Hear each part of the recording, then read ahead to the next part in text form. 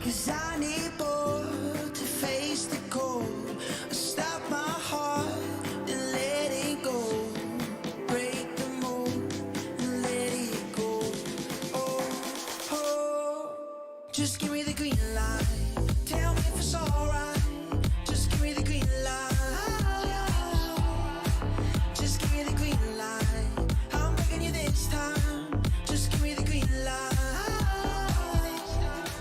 Just give me the green light. Just give me the green light. Just give me the green light. Just give me the green light.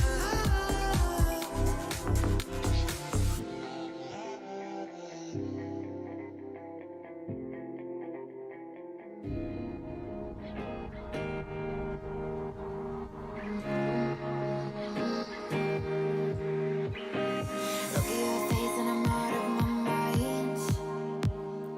If I feel wrong, yeah, you make it alright. So am I crazy? Think you could be my baby, but you don't see me, do I miss out the signs? I wanna take you out of town, sit in your car, telling secret stories, show you what I'm all about, collecting the starshine memories. And I like to wake up next to you, baby, baby. If I say you're the one, would you stay, would you be gone? Would you say this is where you belong? If I lay next to you, would you pull me closer too? Would you hold me harder like lovers do? Like lovers do.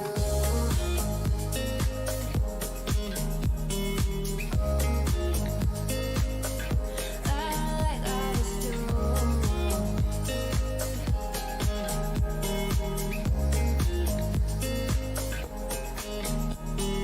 Should I tell you or would it be too much? 'Cause you ain't giving me the look when we touch. And I'm just waiting for you to call me your baby, but you don't seem to want me that much. I wanna take you out of town, sit in your car, telling secret stories, show you what I'm all about, collecting the starshine memories. And I like to wake up next to you, baby, baby. If I say you're the one, would you stay, would you be gone? Would you say this is where you belong? If I lay next to you, would you pull me closer too? Would you hold me harder like lovers do? Like lovers do.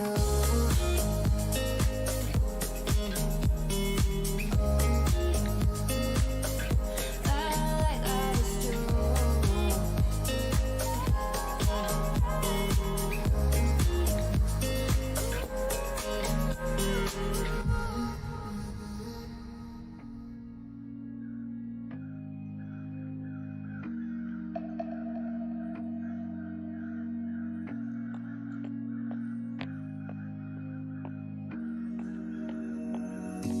Sun is up, I'm looking down at the place that we found. It's igniting the world around, burning flames into the ground. Will we ever find a way where we can discover each other? I don't wanna be the one who runs, I don't wanna be another.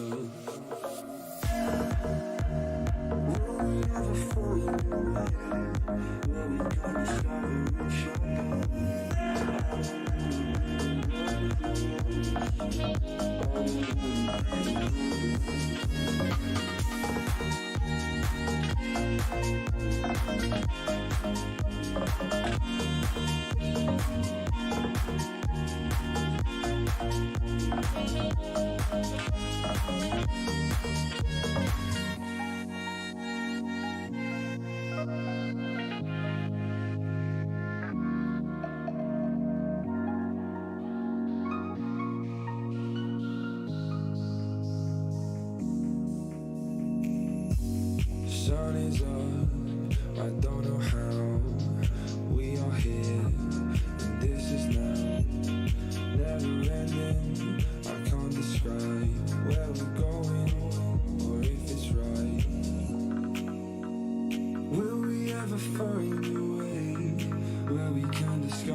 each other. I don't wanna be the one who runs.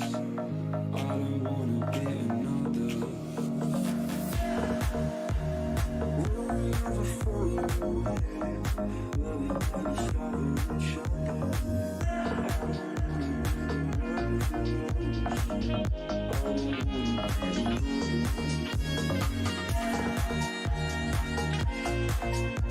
one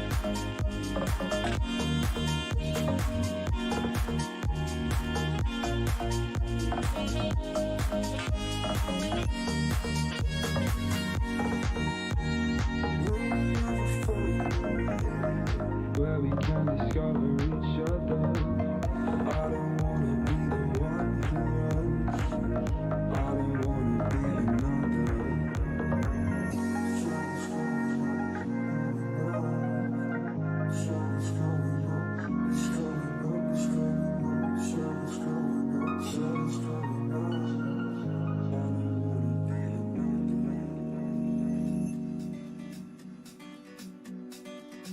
Come and show me the way now. Come and show me the way now. Come and show me the way now. Come and show me the way now. Little I know about wrong or right. Don't know much about the things we need and things we do for love. Little I know. Little I know about day and night. Don't know much about the reason why we ask the stars above. Little I know. Oh, I know that I belong here. Though I don't know where I stand, I'm an alien. I don't know where I am, yet it feels so familiar. It feels so good to be home in a place I don't know. I'm a stranger in paradise, so baby come take my hand. Come and show me the way now. Come and show me the way now. I feel like a fish in the sea, oh I don't know where I stand. Come and show me the way now. Come on girl, here I am. Come and show me, take my hand. Come and show me the way now. Come and show me, here I am. Come and show me, take my hand. Come and show me the way now. Come on girl. Little I know about rise and fall. Don't know much about decisions that we made or might regret. Little I know. Little I know about standing tall. Don't know much about the man I used to be before we met. Little I know. Oh, I know that I belong here. Though I don't know where I stand, I'm an alien. I don't know where I am, yet it feels so familiar. It feels so good to be home in a place I don't know. I'm a stranger in paradise, so baby come take my hand. Come and show me the way now. Come and show me the way now. I feel like a fish in the sea, oh I don't know where I stand. Come and show me the way now. Come on girl, here I am. Come and show me, take my hand.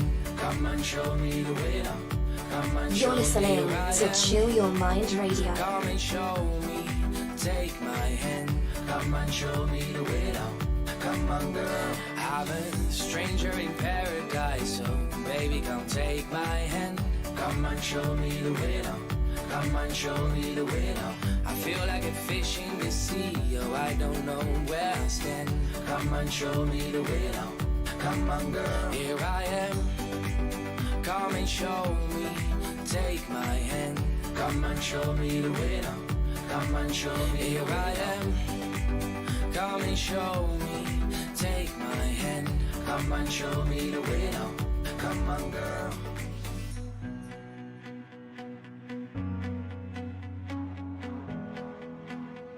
You shout my name and I come running to catch you again.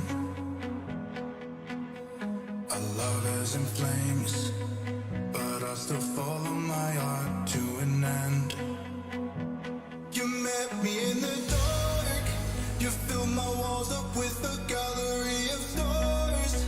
But I keep asking myself, is this wanderlust? Who breaks my fall when I am face down in the dust? I think I've made up my mind.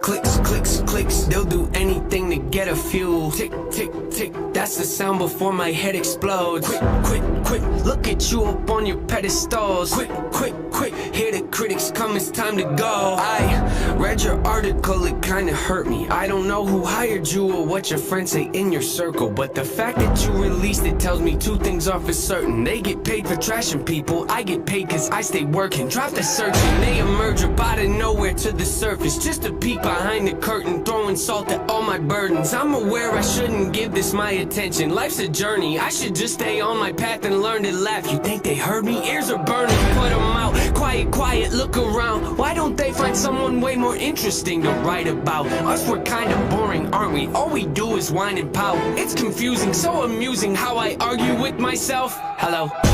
I spit it with these, so leave it to me. Doubt it, but you better believe I'm on a rampage. Hit them with the record release. Up in a week, I'm probably gonna have to achieve another goal. Let me go when I'm over the beat. I go into beast mode like I'm ready to feast. I'm fed up with these thieves trying to get me to bleed. They wanna see me taking out. Yep, see what I mean? How many records I gotta give you to get with the program? Take it for granted, I'm about to give you the whole plan. Open your mind up and take a look at the blueprint. Debate if you got it, but gotta hold it with both hands. Look at the bars, you gotta be smart. You really gotta dig in your heart if you wanna get to the root of an issue. Pursuing the mental could be dark and be difficult, but the path with the end if you can help me to get to it. I paid my dose, made it through. Woo, woo, woo, spread the nose. I'm on the loose. Woo, woo, woo, making moves. I need some room. Woo, woo, woo, always cold. Well, don't assume. Hey, I'm the truth. Oh, they want some proof here. Don't be rude. Something new. Even when I lose, I make it look cool. Do the show, then we hit the room. Life is looking old. What to do? I don't need the shades. Something like the view. It's time to get back in the swing of things. When my life crashes, I'm not the guy that'll flee the scene. I'll take ownership and own it and raise my hand if it's me. Just remember though, I'm only a man, I'm a human being. Don't they see? Shoot the please. I'd rather just stay discreet. People claim they're in your corner but leave you in times of need. They don't listen, do they? What? They don't listen to anything. I'll accept advice if it's not presented ignorantly. Look, costs are high, they multiply, they cause divides. I'm forced to fight the poison I've been sipping on. It's quite the bite, it killed me twice. They ring the light so y'all can see the parts of mine that aren't so right. See, often I apologize and authorize the awful times to pop up. Like I'm right behind you, I'd advise you not to try to climb inside the mind like I do. Keep the rhyme book expedited, overnighted, hold it tight and hope the time is on my side. Cause if it's not, then I'll decide to override my own demise. I told the line too close and I could improvise. I'd empathize but recognize the fact that I could jeopardize and record lives. You better give me your attention and undivided. My dose, made it through, spread the nose, I'm on the lows, making moves, I need some room. Thought we cold, well don't assume, hey, my dose, made it through, spread the nose, I'm on the lows, making moves, I need some room. Thought we cold, well don't assume, hey.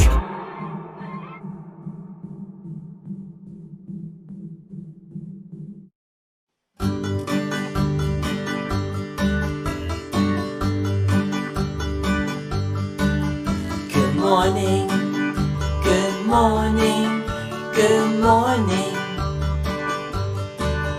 Good morning, good morning, good morning. Good morning, good morning, good morning. Good morning, good morning, good morning. Clap your hands, clap, clap, clap.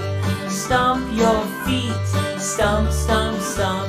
Spin around, spin, spin, spin. Alright.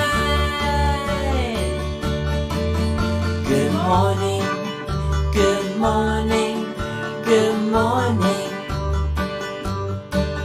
Good morning, good morning, good morning.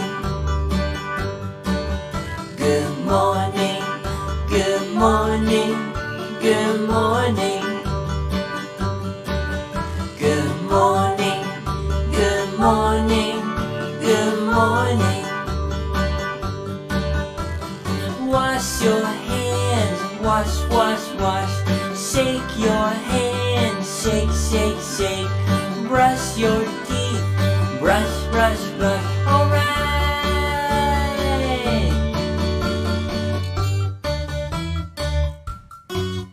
Good morning.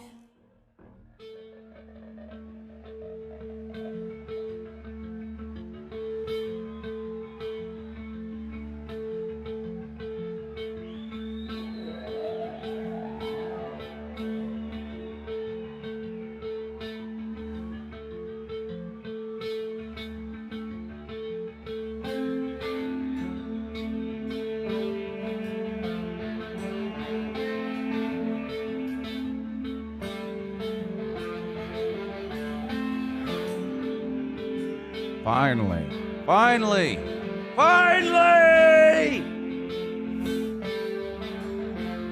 Football season is starting for real this week. No, lady, how about you shut the up? I'm doing Bluetooth, bitch! Man, SEC time. Let's go. 5 days away from the start of SEC football.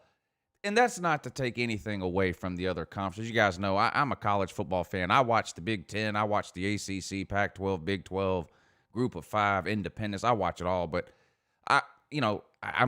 Georgia's my favorite team, so the SEC is my favorite conference. I do enjoy SEC football a little bit more probably than the other conferences in general, unless there's a big game. I mean, obviously, I would rather watch Ohio State versus Penn State than Arkansas versus Ole Miss, but generally speaking, the SEC is where it's at for me. I still watch all the other ones. I'm not to take anything away from the other ones, but you guys know how I feel about the SEC. And finally, it's here, game week, and we got some good games coming up this weekend too. And what I want to know right off the jump, where's the upset? That's what I want to know. Forget these troll comments. There's some really irrelevant trolls in here this morning. You could tell it's SEC time. The elementary trolls are some of the comments I've seen in here are, like borderline. You may need to be put in a nervous hospital if you really feel that way. I'm hoping they're troll comments anyway, and that people aren't really as dumb as they appear to be. But what's the upset? Is it Kentucky over Auburn? Is it South Carolina over Tennessee? Maybe. Does anybody think Georgia and Alabama are the two best teams that have the two easiest games? Florida at Ole Miss is harder than Georgia at Arkansas. Auburn, Kentucky is harder than Alabama, Missouri. LSU has a harder game than Bama. So Bama and Georgia are the two top teams that have the easiest games. Any chance either one of them lose? Any chance? Is there any chance Missouri beats Bama or Arkansas beats Georgia?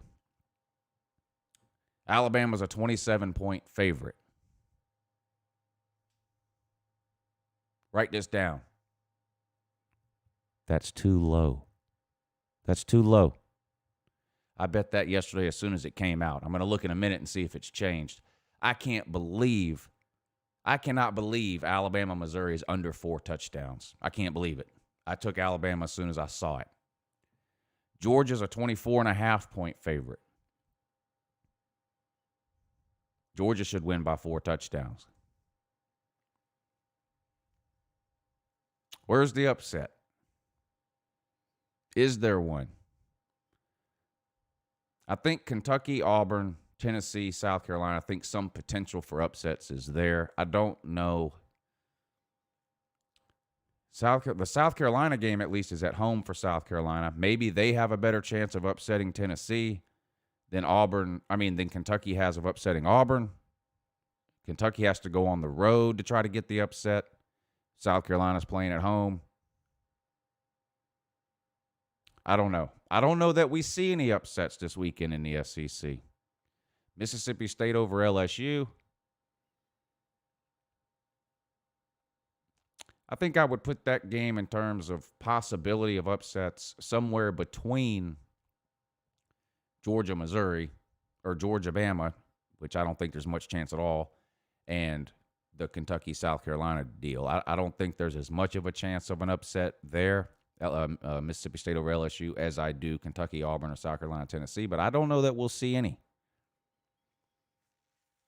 You see a lot of upsets the first weeks of seasons, and even though this isn't the first week of the season, this is the first time we've seen the SEC teams play. So all these lines, odds, spreads, all that is based off perception. We don't really know how good some of these teams are.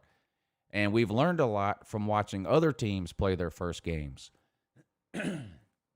Let's look at the Big 12 as an example. Or we can look at the ACC too. The best teams in the conferences we've seen play so far are playing the best. No surprises. Clemson has dominated the 2 games they've played. Notre Dame has dominated the 2 games they've played. Oklahoma dominated the 1 game. Texas dominated the 1 game. Some of these other teams in these conferences that we thought were in the middle have struggled. Kansas State, Iowa State, Oklahoma State. Is there a team in the SEC that's going to fit that category? So let's even say 4. Forget the 4 best teams. Whatever you think the 4 best teams are in the SEC. Georgia, Florida, Bama, Auburn. Whatever. We'll even throw LSU in there. So forget those 5 teams. The next group of teams, Texas A&M, Tennessee, Kentucky, Ole Miss, whatever. Teams that maybe aren't going to be terrible, sort of the middle of the road teams. Which of those teams is going to come out like Oklahoma State or Kansas State or Iowa State? Unprepared. Is there one?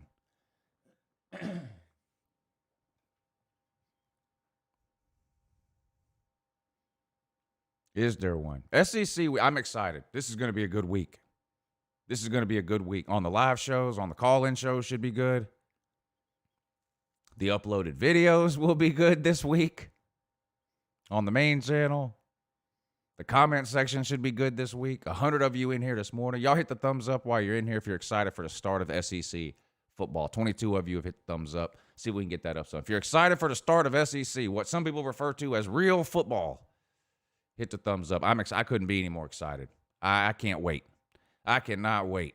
It doesn't matter to me that Georgia's playing Arkansas and we're expected to roll over them. There's so many question marks about Georgia. There always is, right? No matter how good or bad your team is, that first game is really your first chance to see what your team really has. Even if you follow practice notes from reporters or watch these videos that are put out from practice, even in a normal year, if you've watched the spring game, whatever, you never really know, do you?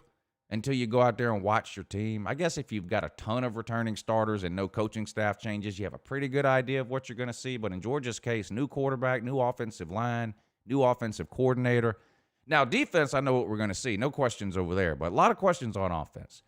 George Pickens going to pick up where he left off in the Sugar Bowl. Is D-Rob finally going to live up to his hype and make some plays? Is Zeus going to look like the Zeus from 2 years ago or the Zeus from last year? I'm hoping he follows the Nick Chubb plan. I've talked about this before. Chubb looked amazing, blew his knee out, came back the next year, looked average. Chubb looked average in 2016, his first year back. 2017, just like the old Chubb. I'm hoping Zeus follows that same timeline and has a breakout year. I'm also excited about the freshman we signed, Milton. I think he could play a lot this year. Not a lot of people are talking about him either.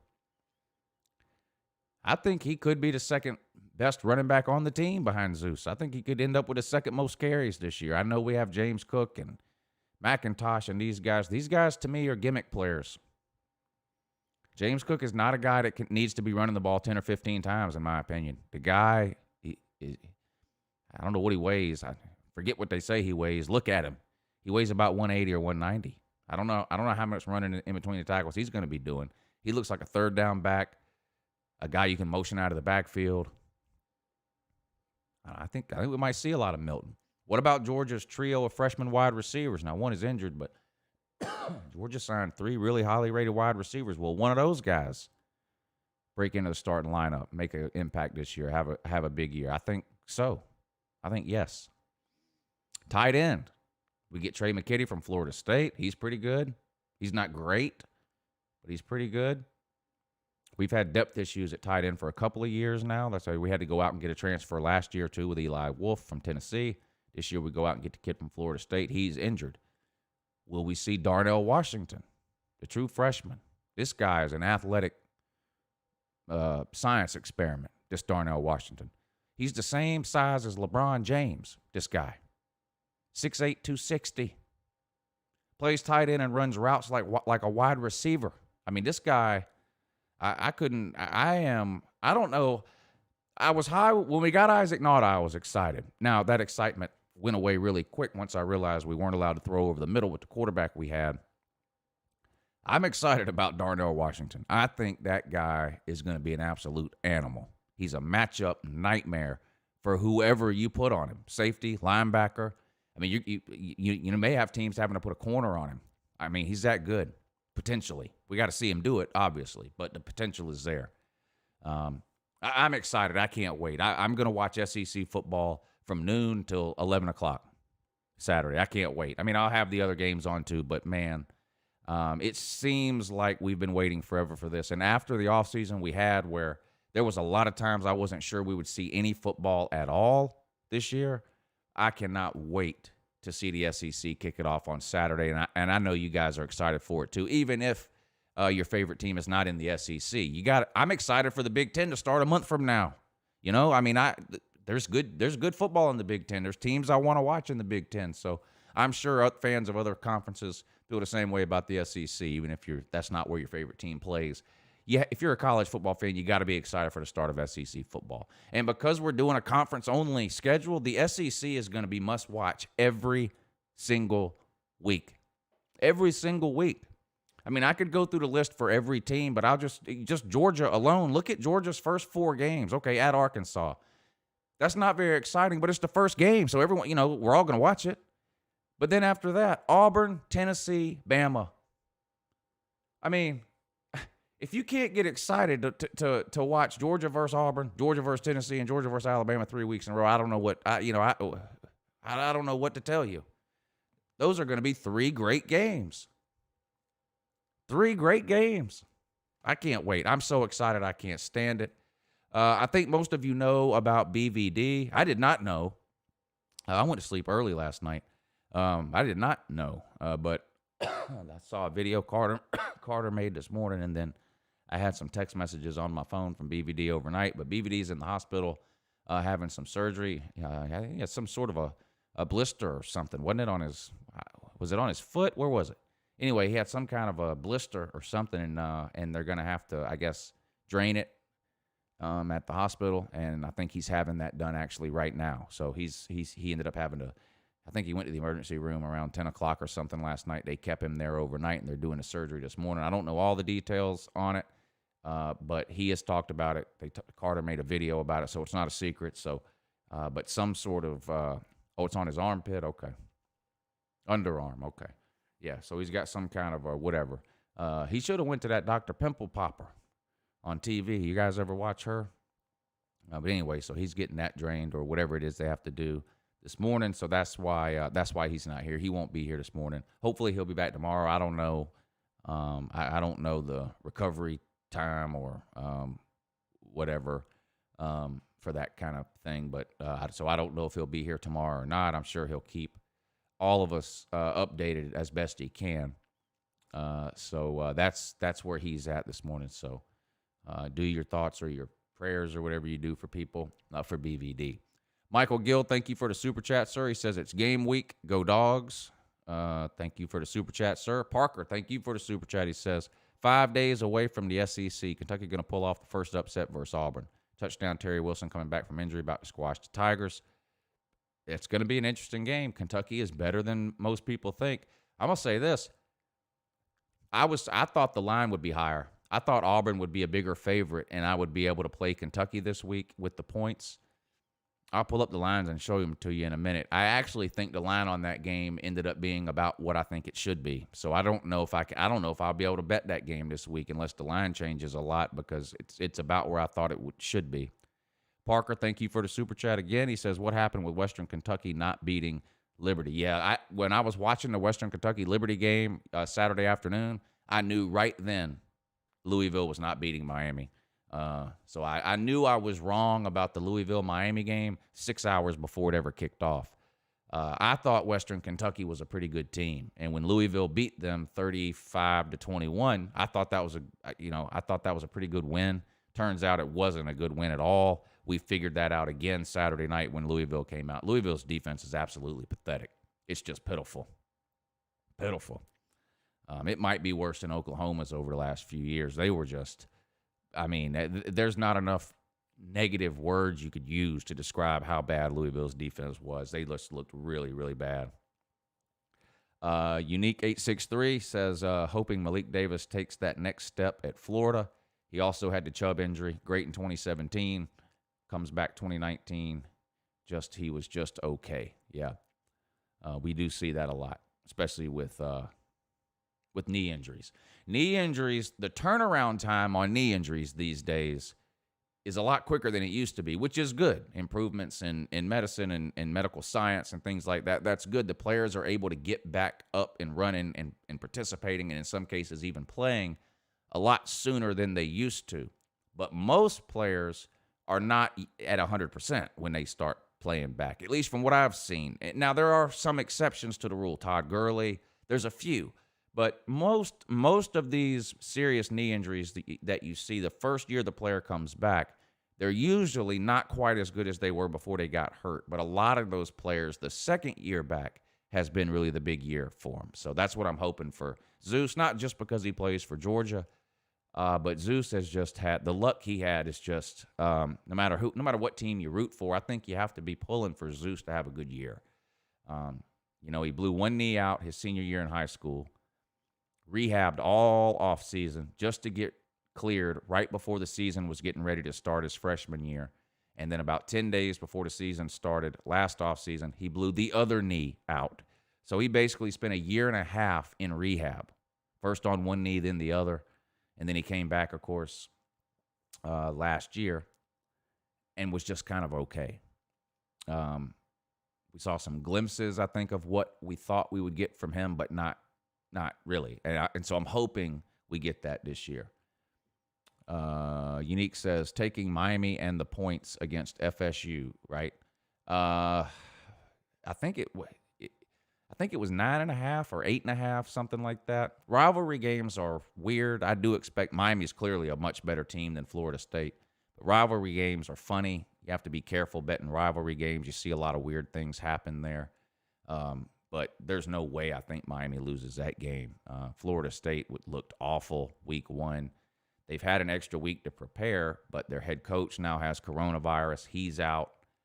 They haven't said whether any players have it, but that doesn't mean that no players have it. Could be that some players are out too, and they just haven't announced it. I don't know.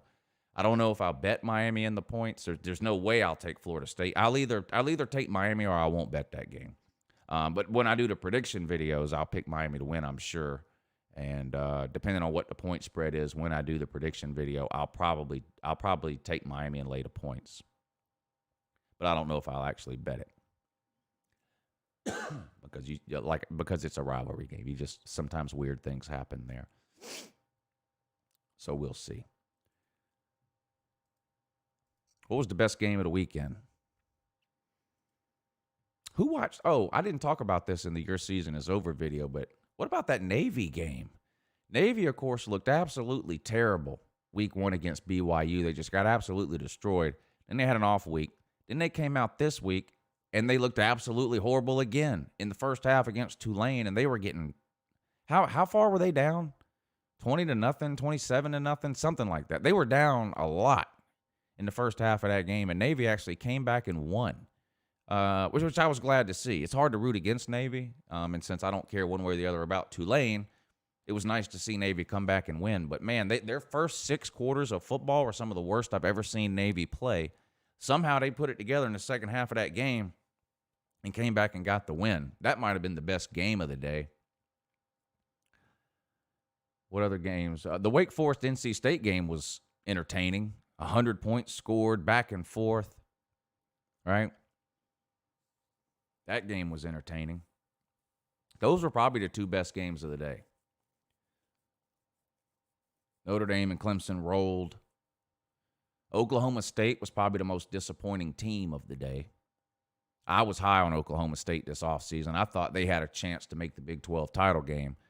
That team I saw play Saturday isn't going to get anywhere near the Big 12 title game. They looked bad. They looked real bad.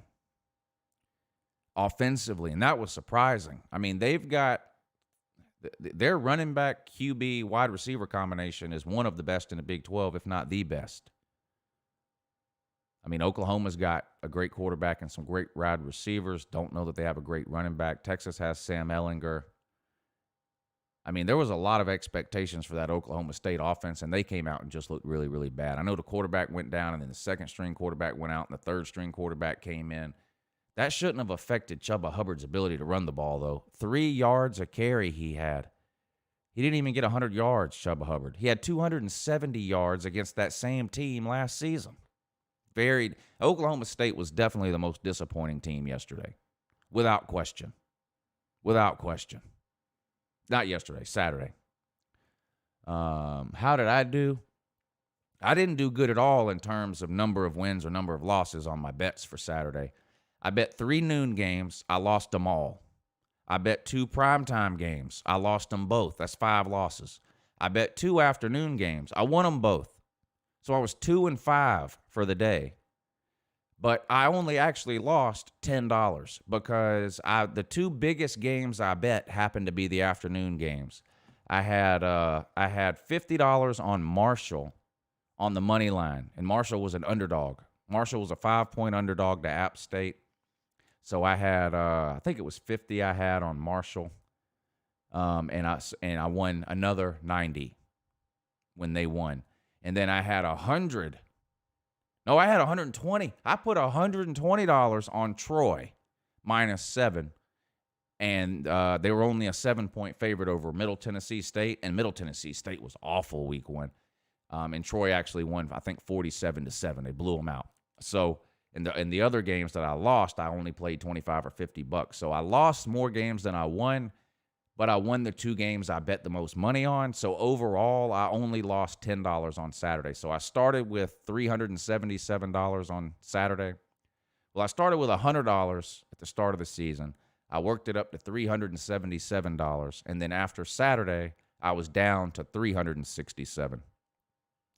I bet the Seattle Seahawks last night -4, and they won by 5. But I only bet $25. So I was down to $367, and then I won about $20 last night. So that put me up to $387.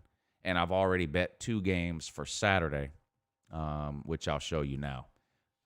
I like to look at the lines as soon as they come out on Saturdays, and the 2 lines that, or if there's some lines I really, really like, I like to go ahead and bet them in case they change. And so I took, there you go. I put $50 on Alabama -27. I can't believe that line is under 4 touchdowns. I'm gonna check it again. This is yesterday. I bet this yesterday, so the lines may have changed. We'll check them in a minute. So I took Alabama -27, and I took Georgia -24.5. I don't normally bet Georgia games because I can't be objective, but I said all week that I think Georgia should have been a 28-point favorite in that game. They're only a 24.5-point favorite, so I bet them. But I definitely won't be betting Georgia most weeks. It's not a good idea to bet the team you root for. But I do think Georgia should beat Arkansas by 28 or more. I also think Alabama should probably beat Missouri by 35 or more. But if you can get Alabama less than 4 touchdowns over one of the worst teams in the SEC, I would take it. And Alabama, I don't want to say Alabama has a QB controversy. They don't. Mac Jones is going to start. But I expect Bryce Young to play a lot. So even if, let's say Alabama's up, and this is very possible. Let's say Alabama's up 35-10 at halftime. Yeah, they might take Mac Jones out in the second half, but they're going to put Bryce Young in, and they're not going to change their offense. Bryce Young's going to be throwing bombs in the second half, no matter what the score is. Look at 2 seasons ago when they were rotating Tua and Hurts. Tua was starting every single game. They were winning 40-0 at halftime. Jalen Hurts would come in the second half and throw 80-yard touchdown passes.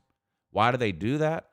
In case their starter gets hurt. Alabama actually prepares their second-string quarterback the right way. A lot of teams do not, including Georgia. Georgia gets up 30 or 40 points. They put the backup in and hand the ball off 45 times in the second half. Bama doesn't do that. They prepared a second-team quarterback by letting him run the regular offense. And so Alabama's a team you can count on to cover big spreads a lot of times. So anyway, I saw those 2 lines when they came out yesterday. I thought they were both a little too low.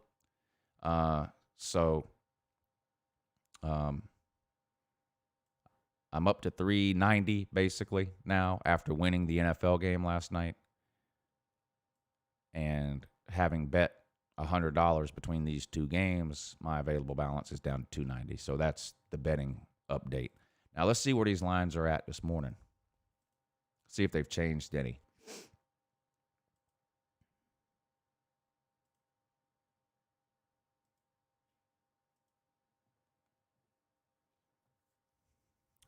And we'll just go through all the SEC games while we're at it. Miami -10. I think that's gone up. That was less than 10 yesterday. I can't remember what it was, but it was less than 10. Tennessee, a 3-point favorite over South Carolina. That's the same as it was yesterday. I'm leaning towards Tennessee here. I might like the under here, too. That's already low, though. I don't know. South Carolina does have a decent defense. I trust South Carolina's defense more than I do their offense. I don't know. Tennessee -3. What do y'all think about that one? See, Alabama's already up to 28. So you'd much rather have them at 27 than 28. Good possibility of a push at 28. I got it at 27. It's up to 28 now. But this one is interesting to me, too. If this game was at West Virginia, I might pick West Virginia to win outright. They're an 8.5-point underdog. Oklahoma State's favored by 8.5. I need to get an update on their quarterback situation. I'm not sure what the deal is with their first and second string quarterback. They were down to their third string quarterback in that game this past weekend. And they just looked so bad. And I know we've only seen West Virginia play one game, and it was a terrible team they played, but they beat them 56-0. West Virginia might be the look at this. You can make over 2.5 times your money. If you think West Virginia can beat Oklahoma State on the road, 2.5 times your money. Well, more than that, 2.6 times your money. $100 would win you $265 more. $50 would win you 138 more. Florida and Ole Miss 13. If this was closer to 10, I would take Ole Miss. By 13, I don't know. These are the two games I was the most interested to see. Florida and Ole Miss and Auburn, Kentucky. Those were two lines I was very interested to see. I think 13 is probably about the right number. In other words, there's no obvious, to me anyway, there's no obvious right side to be on here. I can make a case for Florida to win by more than 13. I can also make a case for Ole Miss to keep it within 13. I don't know that this number is obviously wrong one way or the other, at least not in my opinion. Y'all can let me know what you think. Georgia and Arkansas still at 24.5. Mississippi State and LSU -18.5. This is one I might take Mississippi State on the money line. I don't think Mississippi State will win. 18.5 seems like a lot, though. It's at LSU, but not much of a home field advantage because of crowd limitations. I might consider taking Mississippi State there. I don't think they'll win, but 18.5 seems like a lot of points. If it goes up to 20, I'll definitely take Mississippi State. I'll wait till Saturday to play that to see what the line does, but see. Vanderbilt at Texas A&M. Texas A&M -29. I know Vanderbilt's bad, but I don't really understand why Texas A&M is a bigger favorite over Vandy than Alabama is over Mizzou. Vandy's not that much better than Mizzou, in my mind. I don't know. Kentucky and Auburn -8. See, I thought this would be higher. I actually like Auburn at -8. I thought this thing would be close to 2 touchdowns, and then and I could maybe take Kentucky +14 or something. I'm surprised this is only an 8-point line. Is anyone else surprised? I mean, Auburn's got some offensive line issues and some running back issues, but they know who their quarterback is. They've got some playmakers at wide receiver. They did lose a lot of talent along the defensive line, but their defense is pretty good year in and year out, and they've recruited very well on defense. I'm kind of surprised that game is only 8 points. I thought it would be closer to 14. So if you were going to make me bet this game right now, I would take Auburn -8. And I've been high on Kentucky. I thought this line would be 14 or something. I'm surprised. I should probably take Auburn in that game.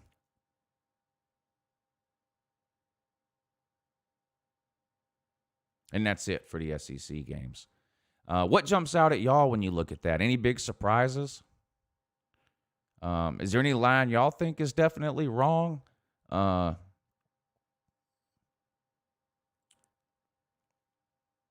Simply AG3 says UGA need to hire Glenn Harley from Vidalia Walmart maintenance crew. Okay. I'll pass that information along.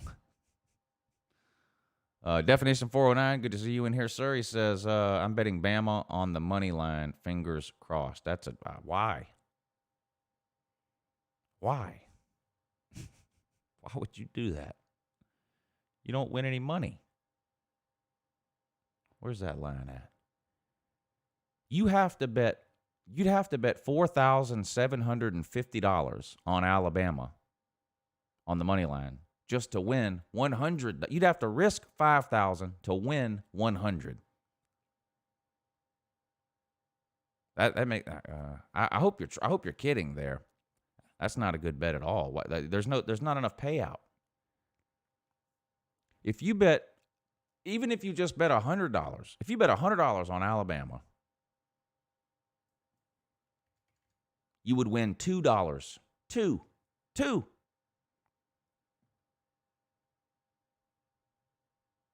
I'm going to assume you're trolling.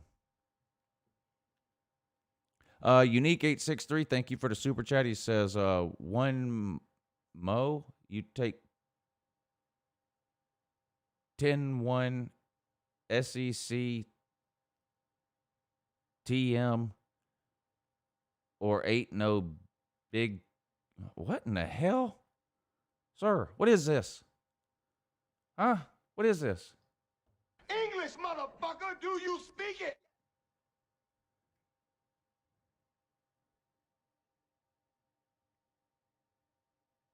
One Mo? Question mark.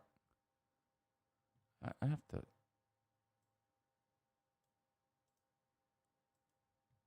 Can anyone translate this?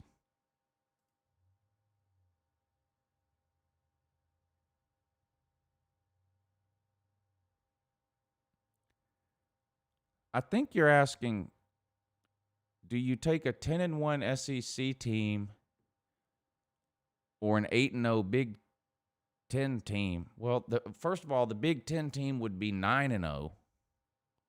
A 9-0 Big Ten team is getting in. I'm having a hard time really understanding anything you said at all there. If you're asking me if an undefeated Big Ten champion is getting into the playoff, the answer is clearly yes. I don't even understand why anybody would ask that.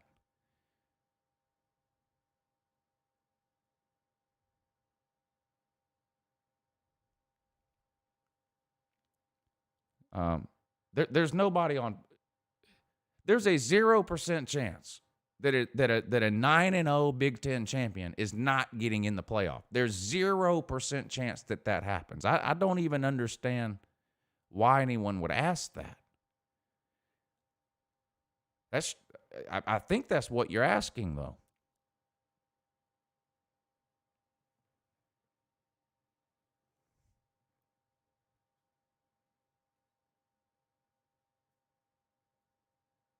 If you think a 9-0 Big Ten champion is not getting in the playoff, you're in for a rude awakening. There's, of course, a 9-0 Big Ten champion is getting in the playoff.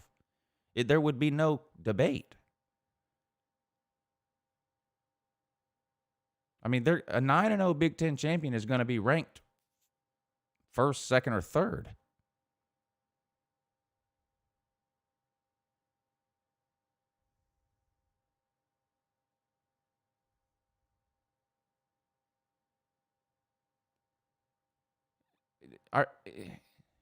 He's asking if it came down to a one-loss SEC team or an undefeated Big Ten team, who's getting in.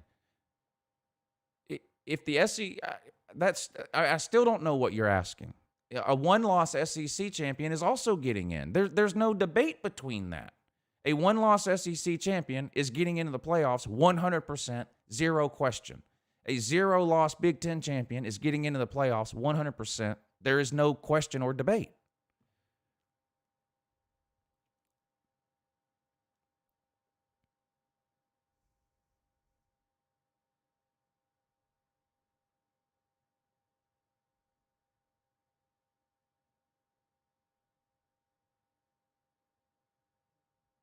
I don't understand what. I don't. I don't do. Are there still people that think the Big Ten's not any good or something? What, I don't understand people's less games. Okay, so they play one less game. A 9-0 Big Ten team is getting in. Period. Think about the teams a 9-0 Big Ten team would have beat. Listen, an 8-1 An 8-1 Big Ten team will have more good wins than an 11-0 ACC team. Of course, a 9-0 Big Ten team is getting in. An 8-1 Big Ten team might get in.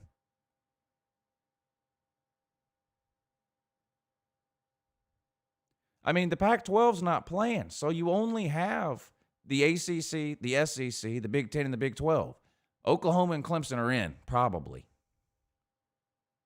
That leaves 2 spots, the SEC champion and the Big Ten champion. That's probably who's getting in. It's probably going to be the 4 champions of the 4 Power 5 conferences that are playing. I would bet money on that right now.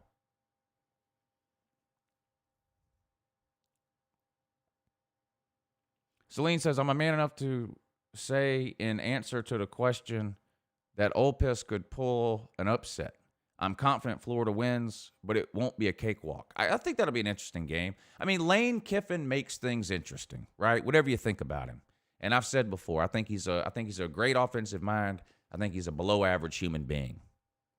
But there's some talent at Ole Miss. He's got 2 different runaround quarterbacks to choose from. Which one will he pick? Will he play them both? I don't know. He's got some wide receiver talent.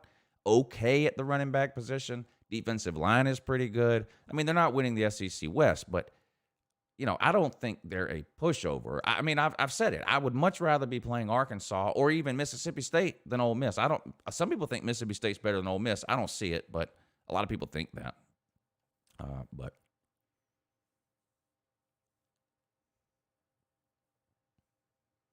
So I don't know. I just don't know. A lot of questions will be answered this weekend, though. A lot of questions will be answered this weekend. We got a couple people that hit the PayPal. See what they have to say. Here's a link. Oh, no, that's actually not the link. I'll post a link in a minute.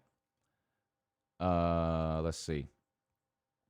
Bears, Cubs, Canes. Thank you for hitting the PayPal this morning. Let's see. He says, morning, Lou. Canes look like they have an offense brewing finally, but I'm still leery because it's early. Bears won, but look like doo-doo doing it. Overall, decent weekend. Take care and welcome back, SEC football. Yeah, congratulations to your Canes on a win. The Canes look good. But I think the hype train right now, well, here the difference is they've got a quarterback this year. That's what, they didn't have that last year. But like last year, they lost a close one to Florida. I still think that was the best game they played all year, opening weekend. They lost a close game to Florida. But then guess what they did? They blew out Louisville last year. Blew them out. Blew them out last year worse than this year. And then they went on to lose to FIU, Duke, Georgia Tech, and Louisiana Tech. I'm not saying that that's going to happen this year, that the wheels are going to fall off. But the hype train might be a little bit out of control from Miami. A little bit. Just a little bit. FSU this weekend for Miami. Next weekend at Clemson. If they give Clemson a game, they don't even have to beat Clemson. They don't even have to beat Clemson. If they can if they lose to Clemson by 14, I'll be impressed. Then they'll be a good team. Then I'll say, okay, yeah, that's a good team there. If they beat Clemson, why won't they go in? Are they going undefeated? They might. If they beat Clemson, who else is going to beat them? North Carolina, Virginia Tech. That would be their next 2 toughest games. They get North Carolina at home. They got to play at Virginia Tech. That won't be easy. What happens if Miami beats Clemson? Boy, that would throw a monkey wrench in things, wouldn't it? Yes, it would. That would make for some interesting discussion the week after that, wouldn't it? If Miami beat Clemson.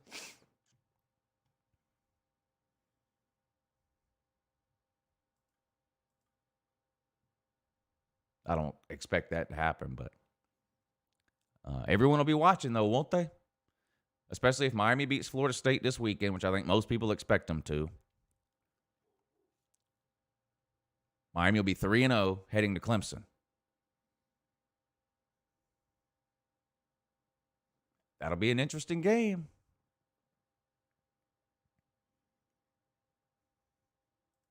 Celine Driver, thank you for hitting the super chat. The PayPal this morning, sir.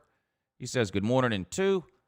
My sincere prayers for my friend BVD. Surgery is always risky. And for him, more so. Everyone needs to pull for our friend. This place is better with him than without him. He's going to be fine, I'm sure. I'm sure he'll be fine. He's tough. He'll make it. I have confidence in BVD. He's a winner at the game of life. I'm confident we'll hear from him this afternoon in some form, whether it's Facebook posts or something. I'm sure we'll hear from him, and I'm sure he'll be okay.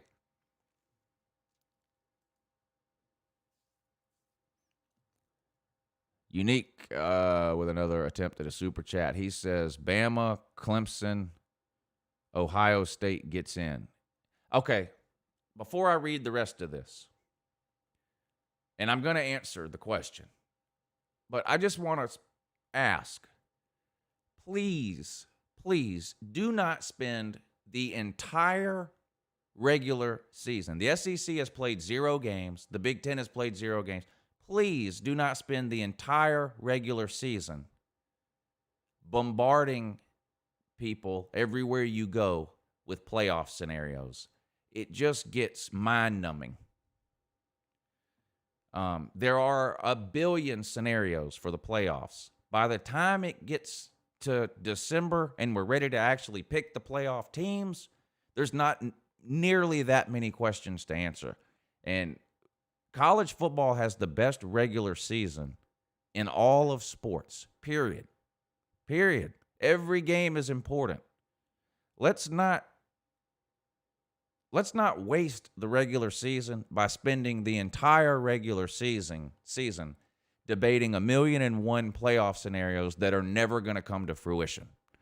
At the worst case we've ever had for the playoffs had a slight argument between 4 and 5. That's it. And in a lot of years, there hasn't even been an argument for that. It's been clear who the 4 teams should be, and those 4 teams got in. That's probably what's going to happen this year. Any conference champion with 1 loss or less is getting in. Period. That's what's happening. So unless you think there's going to be a conference champion with 2 losses, which is possible, any conference champion with 1 loss is getting in, period.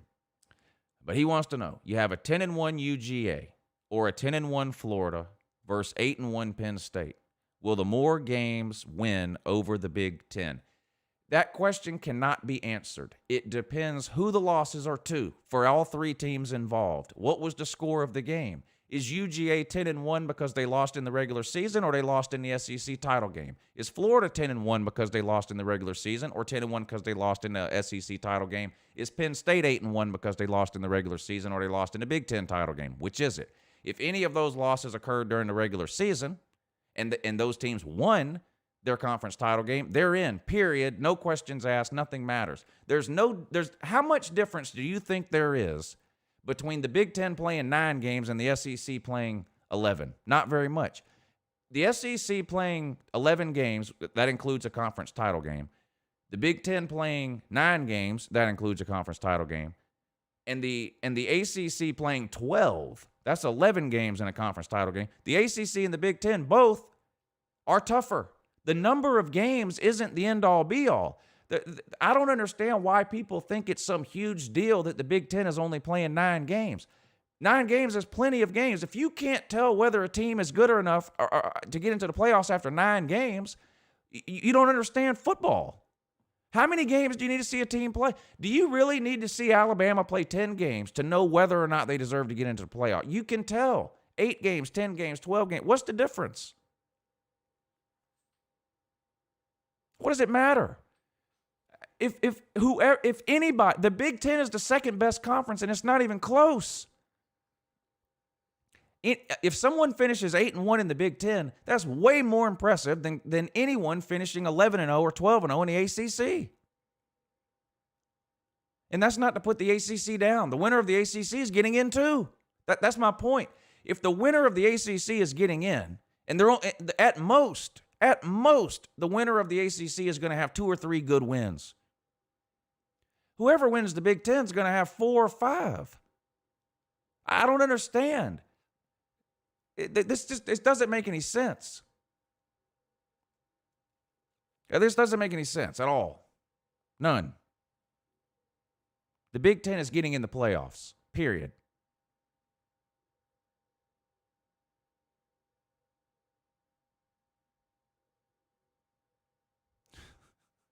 Jesus.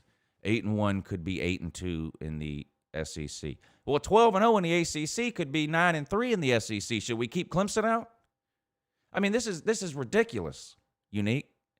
You're ridiculous. You have some sort of hate for the Big Ten. I don't understand what it is, but I'll bet you $500 right now. Any one-loss champion is getting in. Period. End of story. Period. And you keep asking half a question. What if UJ is 10-1, Florida's 10-1, and Penn State's 8-1? Who are the losses to? Are they 8-1 but won the conference, or are they 8-1 but didn't win the conference? Did they even make the conference title game? If Georgia and Florida are both 10-1, they didn't both make the conference title game. So one of them either won or lost the title game. The other one didn't even make the title game. You have to fill in the damn details. You're asking half a question and then debating the answer. I mean, it doesn't make any sense. People do this every year. The fact that the Big Ten is only playing 8 games has nothing to do with it. I've been doing this ever since the playoffs started. I've been doing this, and every year it's the same thing. 1 week into the season, everybody wants to know what happens if this happens and this happens and this happens and that happens, but this team loses to that team, but that team beat that team by 3, but this team's starting quarterback was out for 2 games in September, but they lost to a team that beat that team, then who gets in? Why do you worry about all that? None of that is going to happen. None of that is going to happen.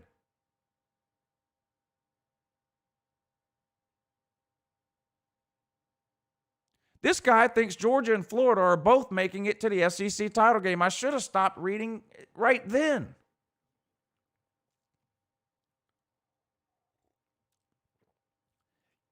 If Georgia beats Florida in the regular season and then loses in the SEC title game, and Georgia's 10-1 and Florida's 9-1 and Ohio State is 8-1 with a Big Ten title, Ohio State is getting in. Period.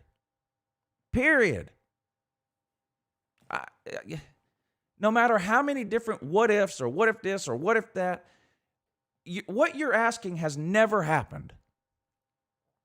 Georgia and Florida, in the playoff era, Georgia and Florida have never each finished with 1 loss, ever. But now it's going to happen because the Big Ten is only playing 8 games. Just enjoy the season. Why do we have to talk about a million different playoff scenarios for 4 months, all of which are not going to happen? Why can't we wait until December and talk about the playoff scenarios that are actually going to happen? Every year. I don't understand. If you're that obsessed with the playoffs, you shouldn't even watch the regular season. You should do like me with college basketball. Just start paying attention in March. You should just start watching football in December. Watch the conference title games, and then that's it. Go from there.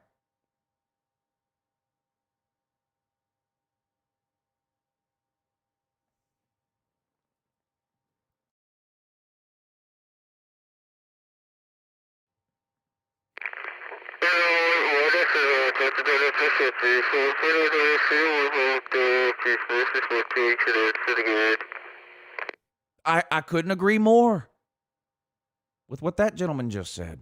Thank you, sir. He explained it way better than I ever could. Thank you. Definition says, Lou, just look here and listen.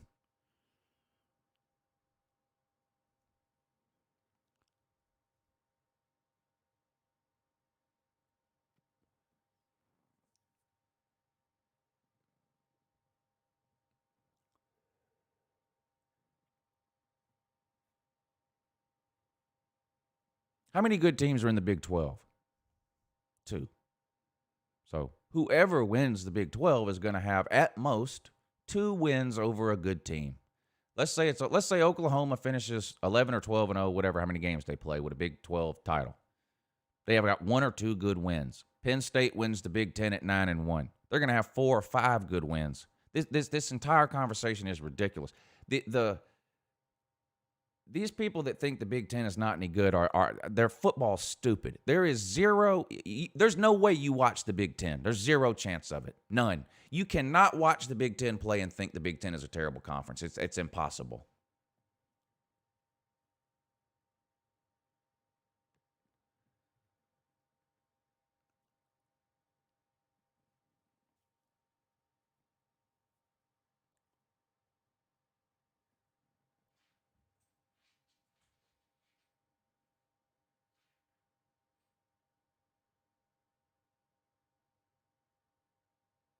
I swear I don't get it.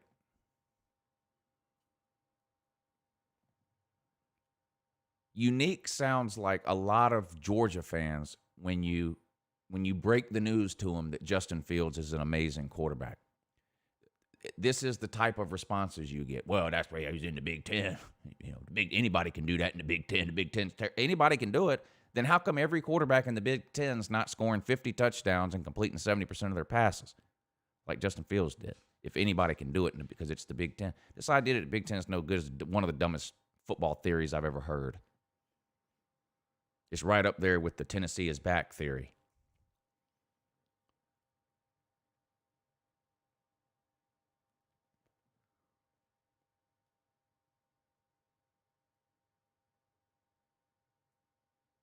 Hey, what if Clemson loses to Notre Dame in the regular season and then beats them in the ACC title game, and Clemson and Notre Dame are both 11 and 1, and Ohio State is 9 and 1, and Oklahoma is 11 and 1, and Alabama is 11 and 0, and Georgia is 10 and 1, and Florida is 9 and 1? Answer that, Unique. I need to know the answer to that.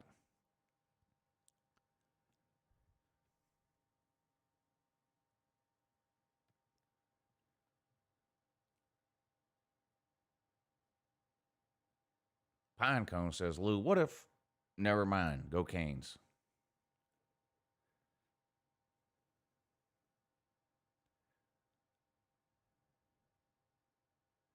There's never been a playoff argument involving more than 5 teams, ever. Ever. Ever. And there's rarely been that. There have been a total of 2 playoff games. 2. Going all the way back to when this thing started. When did this thing start? 2014? 14, 15, 16, 17, 18, 19. We've had 6 years of playoffs. That's 12 round 1 games. Out of 12 round 1 games, exactly 2 have been worth watching. 2 out of 12. But we want to spend time arguing about whether the 5th, 6th, 7th, or 8th best team deserves a shot at the playoffs. The 4th best team doesn't even deserve a shot. 10 of the 12 first-round playoff games have been blowouts. Why? Why, when 2 of the conferences haven't even played a game, are we wondering whether one of them's going to get in if there's 19 one-loss teams at the end of the year? It just makes no sense.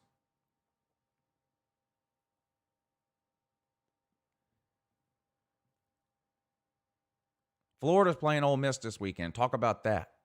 Ask me a question about that. Don't ask me a question about what if there's 111 one-loss teams, but Ohio State only played 9 games. It's just ridiculous.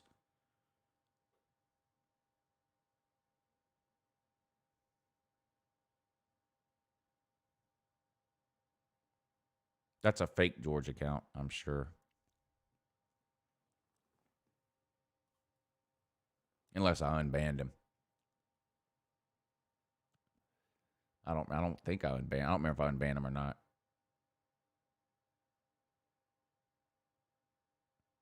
I mean, an 8-team playoff would be fun, but there would be no interesting games. I mean, you know, the round 1 games, maybe you'd have one interesting game, 4 versus 5, maybe. I would be more interested in a play-in game. Give the top 3 teams a bye and let 4 play 5.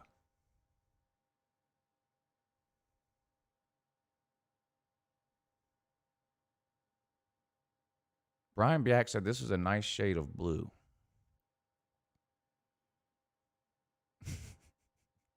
Yes, it is.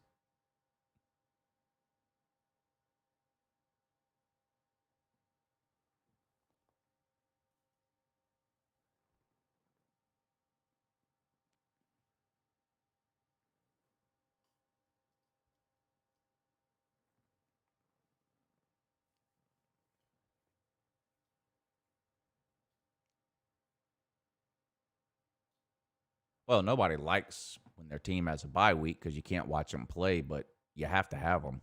I mean, I love my team having a bye week when we're banged up in the middle of the year.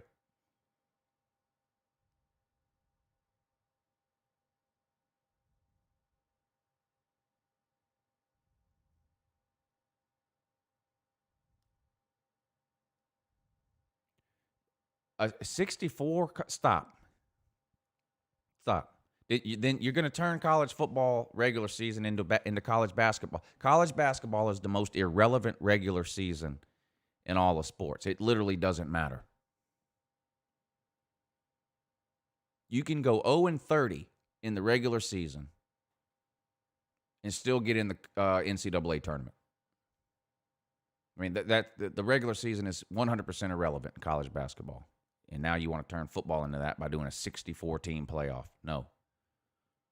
4 is too many. Leave it alone. It's going to expand. We all know it's going to expand when the TV contracts come up because they can make more money by showing more blowouts in January. But needs to expand? No, it doesn't need to expand.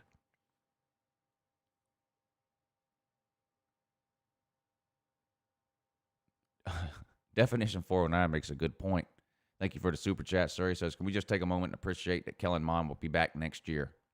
2020 hasn't been a total loss. Yeah, he could apply for an extra year of eligibility based on coronavirus. So, in theory, he could come back for his 11th year next year. It does seem like him and J.T. Barrett at Ohio State, it just seems like those two guys were around forever.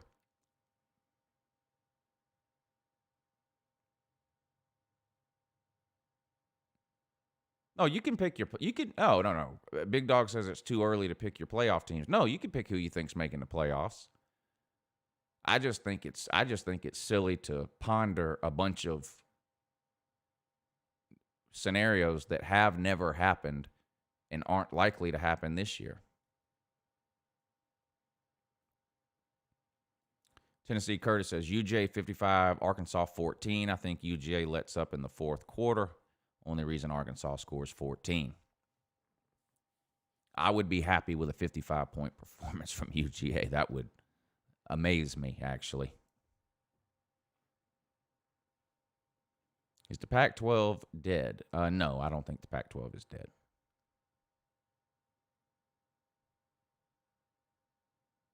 Paul says, I won on Marshall this week. Me too, sir.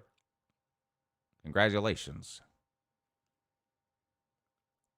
Luke Walker says Auburn is going to struggle this year. Well, we'll find out Saturday. Kentucky is not as bad as a lot of people are making them out to be. I am curious to see what Auburn's lines of scrimmage look like. Offensive line, total overhaul. Defensive line, they lost a lot of talent. Now they've recruited well, but I'm interested to see. I'm in Bo Nix year too. How much has he progressed? So I'm interested to see what Auburn looks like too.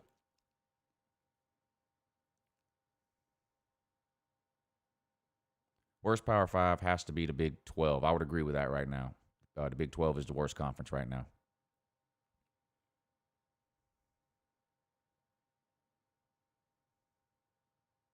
Morning, Albert. General Valtard is here. He says Tennessee going 13-0. General Valtard might be making a comeback. If Tennessee goes 13-0, General Valtard definitely making a comeback.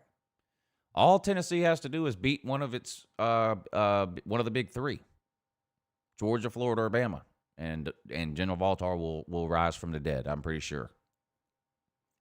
Definition 409 says, which university do you think Urban Meyer is going to have his next health scare at? Southern Cal.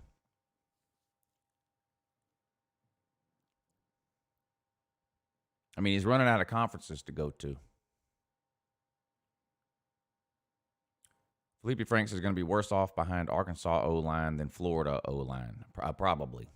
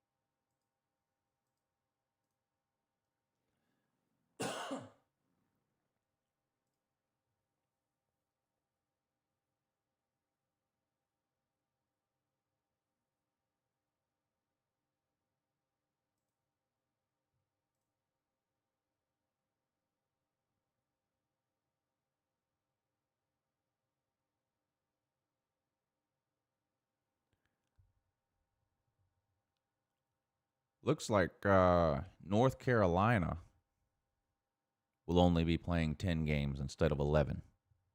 They can't find an opponent for this coming up weekend. North Carolina's been unable to secure an opponent for its game this weekend, so the Tar Heels won't play until October 3rd against Boston College. Unless something changes.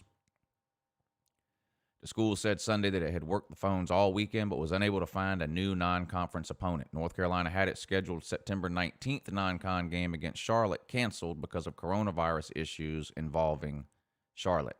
As a result, North Carolina wanted to schedule a new non-conference opponent for its previously scheduled bye week, September 26th. Having had no luck, North Carolina will now be off for 2 weeks before its next game. Been a lot of that in the ACC. NC State, Virginia Tech, I've had to miss some, maybe one or two others, I think, too. Texas A&M had a starting linebacker just opt out. Boy, that's late in the game, ain't it? Texas A&M will begin its season on Saturday without starting linebacker Anthony Hines, who announced that he has chosen to opt out. Hines' decision comes a week after the Aggies' leading receiver, Jamon Osmond, said he would opt out. Hines, Jr., made no mention of the draft in his announcement Sunday. He cited COVID-19 and social unrest as reasons he can't maintain total focus on football right now. Hines was Texas A&M's second leading tackler on the team last season. He ranked second on the team in tackles for loss and fourth in quarterback hurries. Texas A&M opens the season at home against Vandy this Saturday. So in the last 2 weeks, they've had two starters opt out. It's late in the game to have people opting out. You hate to see that. Big Ten has had a lot of players, of course, opt back in over the last week. Changed their mind.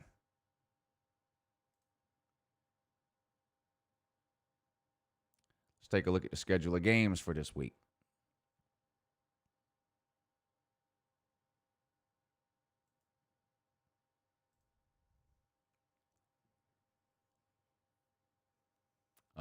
That's last week's games. Here's this week's games. We do have a Thursday game this week. UAB at South Alabama, 7:30 on ESPN. I don't think very many people will be interested in that.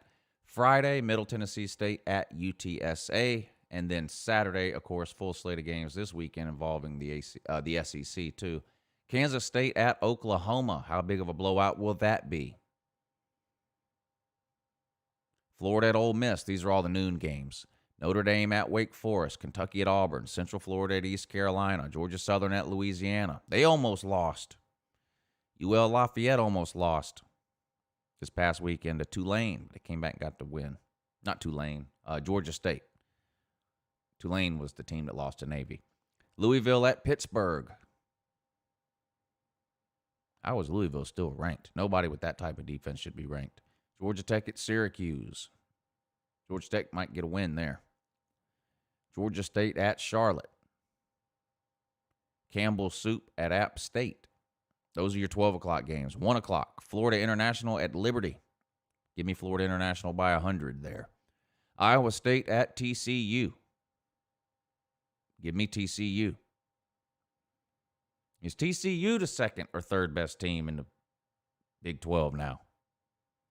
It ain't Iowa State, Kansas State, or Oklahoma State. They all look like hot doo-doo. Our first look at TCU now this weekend. 1:30 they host Iowa State.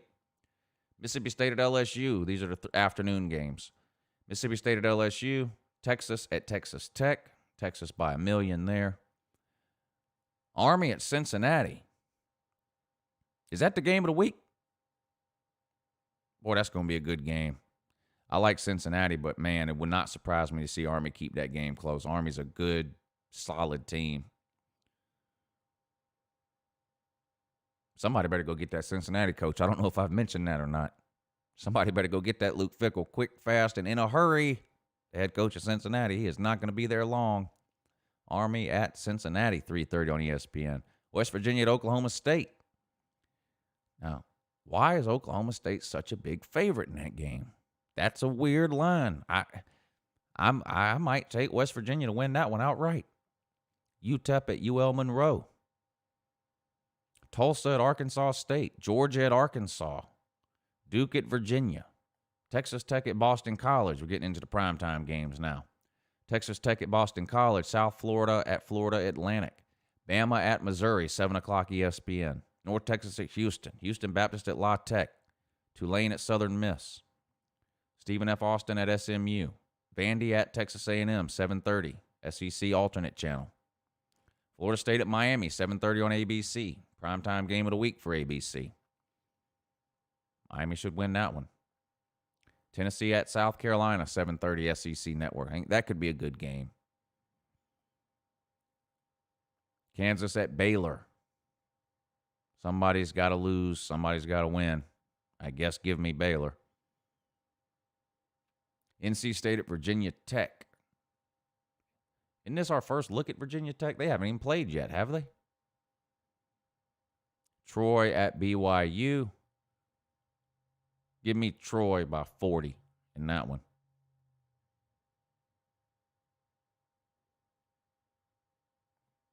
There's your games for this week. What y'all think about those? Let me ask you this. Besides the team that you're a fan of, if you could only watch 2 games this weekend, your game, the game your team plays in, and then you could only watch one other game, what's the one other game you would watch this week? If you could only watch 2, you can watch your team play and you can watch any one other game. What's the one other game you would watch? Jordan, thank you for the super chat. He says, Clemson, Bama, and LSU went big brain and purposely got the Rona out of the way during the offseason. Celine says, Cons versus Crims. Tennessee versus South Carolina, Army, Cincy. Brian Biak says, show the games. They were just on the screen, sir. I'm not sure if you're behind. I'm not sure what you're watching, but I just showed every single game on the screen. Kentucky versus Auburn. I think that'll be a good one, too. Tennessee, a lot of votes for Tennessee, South Carolina. Kentucky, Auburn again here. Tennessee, South Carolina again. West Virginia at Oak State. I think that'd be a good one, too. I'm kind of surprised Oklahoma State was such a big favorite in that one, as bad as they looked this past weekend. Ballard says Auburn versus Kentucky. Tennessee versus South Carolina, according to Dustin. Trey Jackson says the Auburn game. A vote for Cincinnati and Army. Another vote. Tennessee Curtis says, I'm watching my Vols. And then Auburn versus Kentucky. 2 good games. Luke says, my team doesn't play this week. All right, Luke, well, you only get to choose one game to watch then. Which one would it be? Colin says, Miami FSU. Just to laugh at FSU.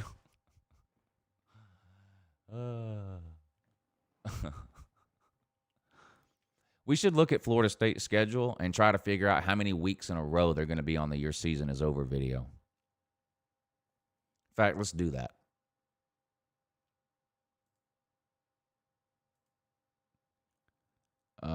Yeah, let's definitely do that. All right, here's Florida State. Let's see. Jacksonville State. That's maybe that game will get canceled. Okay, let's forget about Jacksonville State for a minute. All right, they lost to Georgia Tech. Most people assume they're going to lose to Miami. Forget they play Jacksonville State for a second. Anybody think they're winning at Notre Dame? No. What about at home versus North Carolina? No. At Louisville? Maybe. Maybe. It depends what gets better first. Does Florida State's offense get better by the time this game is played, or does Louisville's defense get better by the time this game is played? I'm going to give Florida State a possibility right now to win at Louisville. It is at Louisville, though. Versus Pitt, I would take Pitt if they were playing right now. At NC State, they could win that one. Clemson, no. Virginia, they could win that one. At Duke, they could win that one. There's not a lot of wins on this schedule for Florida State, though, especially if some of those 50-50 ones go the wrong way. Florida State could be looking at a 4-win season. I'm just saying. They could be looking at a 4-win season if things go bad. They might. This season might end, and Florida State fans might be wishing the season got canceled. You know what I mean?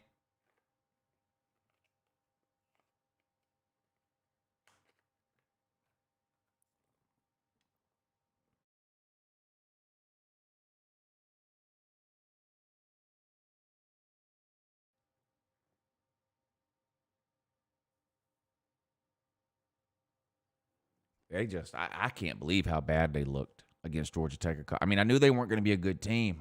Man, they looked really bad. And think about how bad Georgia Tech is. And Georgia Tech beat them in Tallahassee. You know? Georgia Tech had all those turnovers in that game, 3 blocked kicks. Georgia Tech had 3 of their kicks blocked, and they still beat Florida State. Florida State is terrible. And then Georgia Tech goes out and gets mollywopped by Central Florida this week. So, just not good.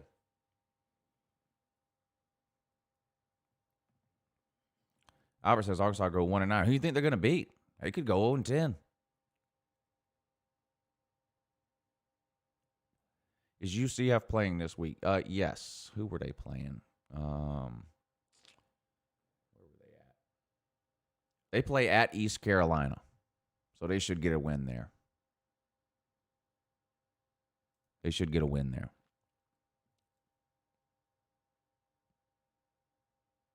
Luke says Arkansas will upset someone. It could happen. Arkansas could win a game or two.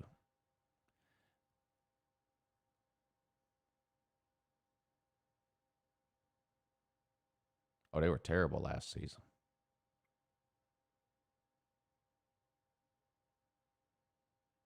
Derek Mason is a good dude. Yeah, Mark Richt's a good dude, too. A lot of people are good dudes. It doesn't make them great football coaches. I don't know why those two things seem to get confused a lot.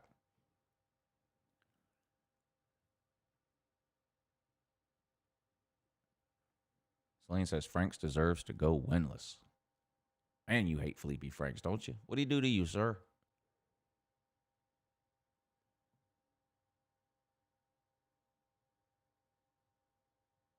What are your thoughts on Deion Sanders becoming the new football head coach at Jackson State?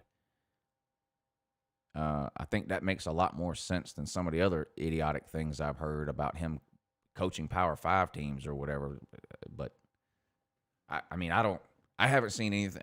I mean, being a good player doesn't make you a good coach. So I don't think Deion Sanders – I don't have any reason to think Deion Sanders will be an amazing head coach or a terrible head coach.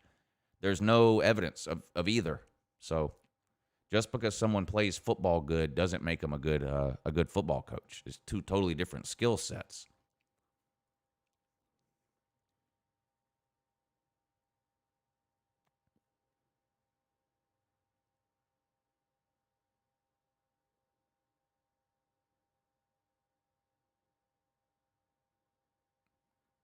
Celine says, remember at Uncle Lou on LouTube, save something of Frank's left for my gators to bury under the swamp. English, motherfucker, do you speak it? Slim Shady, thank you for the super chat. Sir, he says, isn't Lou's father-in-law an FSU fan? If he watches the channel, Thanksgiving may be awkward at Lou's house.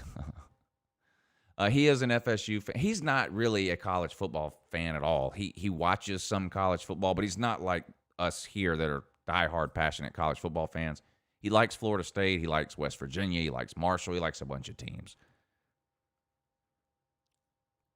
But he doesn't get mad if any of those teams lose or whatever. He it's not his thing, really.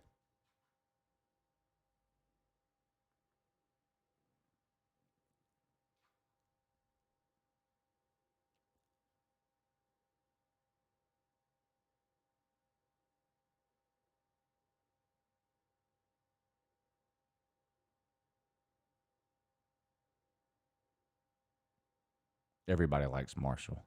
Well, yeah, I don't know. Well, except West Virginia fans. They hate Marshall.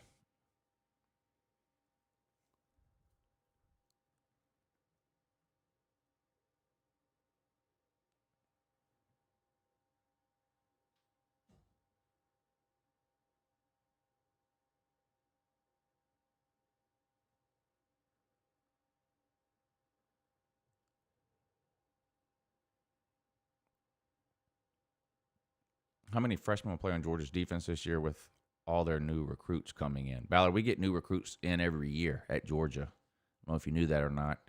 And we didn't lose anything off of our defense last year, so not very many. I mean, we rotate a lot of guys in and out, but we don't really need any freshmen on our defense this year. I mean, some will play a little, but not many. Oh, yeah, stream a game every weekend, Colby, on the Patreon page. Some weekends I'll stream a second game on the regular YouTube channel. It depends. I don't know what I'll put a post up today on the Patreon page and let them tell me what time slot. That's how it works. The Patreon members decide which game I stream. Or which time slot I stream, either the noon games, the afternoon games, or the primetime games.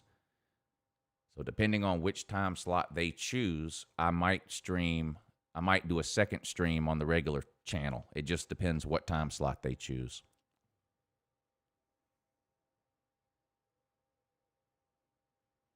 Omnia says, how much money did you lose, Lou? I lost $10 this weekend. I was 2-5 on the games I actually bet on this weekend. I won 2 and lost 5, but the 2 that I bet on were the 2 I bet the most amount of money on, so I didn't lose that much money. I started with 100. Before this weekend started, I was up to 377. At the end of this weekend, I was down to 367. And then I took the Seahawks -4 last night, and that was a winner. So I made another $25, so I'm up to about 400 now.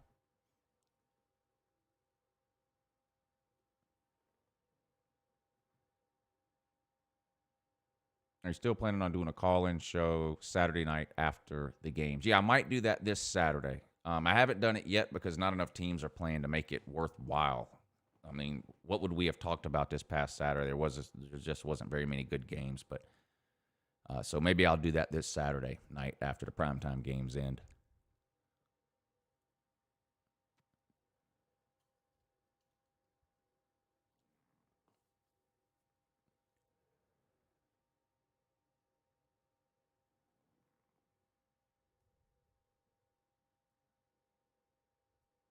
No troll, but don't players like Moses usually take 2 years to fully come back from an ACL injury? I don't know who Moses is. Well, I know who Moses is, but I don't know the Moses you're talking about, I don't think.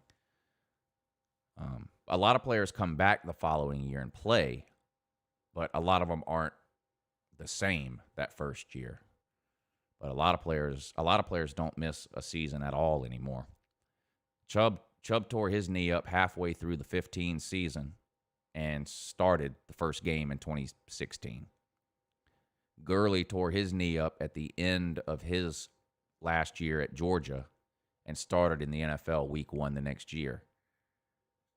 Zeus tore his knee first in November, his senior year in high school, and was ready to go by the time fall practice started the following year. Then he tore his knee again 10 days before the season started, and he was ready to go week 1 the following year. So players rarely miss 2 seasons, but they're usually not as good as they initially were that first season back. It's usually the second season back where you see them really play up to their potential. Oh, Dylan Moses. Dylan Moses is going to be fine.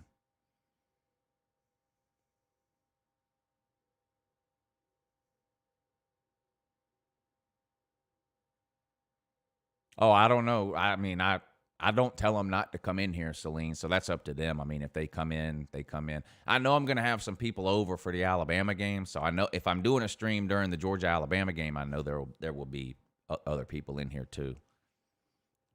But as far as like my kids and their friends coming in here or whatever, I don't ever know what they're going to do. I have no idea.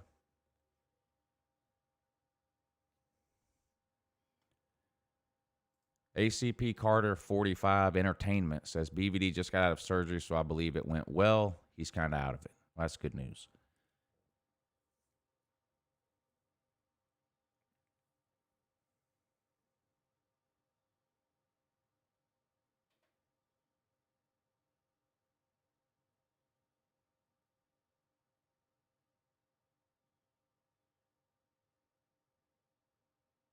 I have a guest in here now.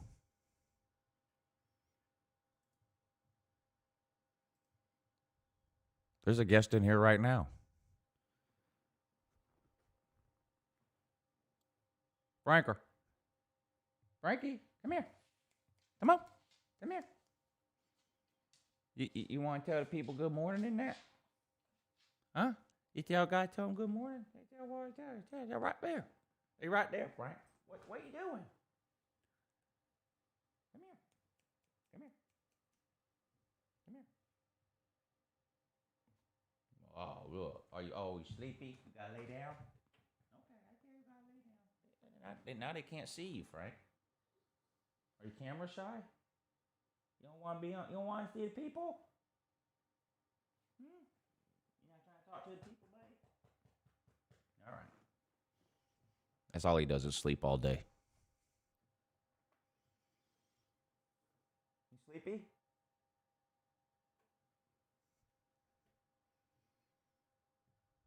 That's the small one. We have 2 labs. They're brothers. That's the small one there. He only weighs about 100 pounds. Yeah, that's a black lab.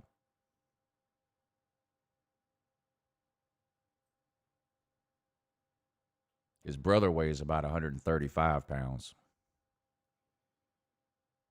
Where's Jesse? Hey, where's your Bubba? Huh? Where's your Bubba at? Where's Jess? Frank, you're not going to get up and say nothing? You don't want to talk to the people, dude? Huh? You're not trying to talk to the people? Okay. He's not interested in speaking with y'all this morning. Most excited player to watch that isn't a Georgia player. Oh, I have a bunch of them. Justin Fields, that quarterback from Marshall, even though I hyped him up all last week, and then he didn't have a great game this weekend. Marshall still won, but you got to watch him again. If you watched him this weekend and you went, what the hell was Lou talking about? Watch him again. He's exciting. He's fun to watch. I'm curious to see Bryce Young at Alabama and when he plays and how much he plays and how good he is. I'm really high on him. Let's see. Who else am I excited to see play this year? I still want to see Spencer Rattler play. That first game Oklahoma played was on pay-per-view, so I didn't watch much of it. So all I saw was the highlights on ESPN. So I'm still interested in seeing him play, how good he looks. Who else am I interested in seeing him play this year? That isn't a Georgia player. When you look at the Big Ten, Micah Parsons was going to be on that list. He opted out, linebacker for Penn State. Adrian Martinez at Nebraska. Remember all the hype he had 2 seasons ago? Played pretty good. Last year, a complete dud. Fell off the map. What version of Adrian Martinez do we get this year at Nebraska? He has to play really well for them to have a chance to do anything significant. Trevor Lawrence is always fun to watch. Travis Etienne, Najee Harris at Bama. Who else? North Carolina's fun to watch. Sam Howell. They've got 2 really good running backs, too. North Carolina does. Who else? When you look at the Big 12, you have Oklahoma, obviously, with the Spencer Rattler thing. Outside of that, maybe Sam Ehlinger. He kind of disappeared last year, too. Does Sam Ehlinger look more like the 2018 Sam Ehlinger? That was pretty good. It looks that way from what we saw of Texas week 1. It was against a terrible team, but still, we play a terrible team. All you can do is go out and dominate. That's what he did. So let's see who else.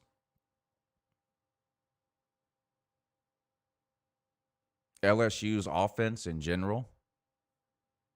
They want to run the offense they ran last year, obviously. Can they? Without all those players, without Burrow, without Jamar Chase, the other wide receiver, the running back, what was his name? Clyde Edwards-Helaire.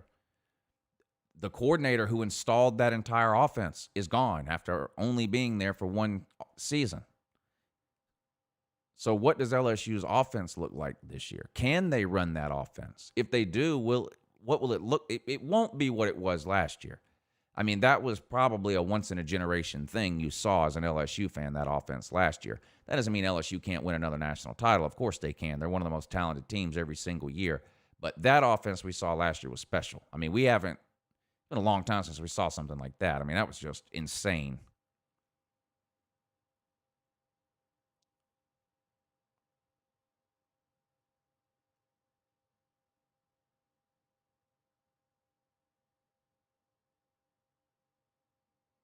Albert says LSU is going 8-2. I would be surprised if they went 8-2. 8-2 would be a good year because they lost. I don't know that there's a team that lost more than LSU did from last year's team. And they got a tough schedule, obviously, because they play in the SEC. I would be surprised if LSU went 8-2. 8-2 would be a really good year for LSU, I think.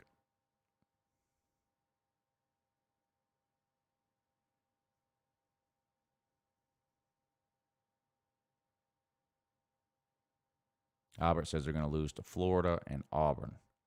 That's surprising that you would pick those. Not Florida. I agree with that one. I'm surprised you don't have Alabama on that list.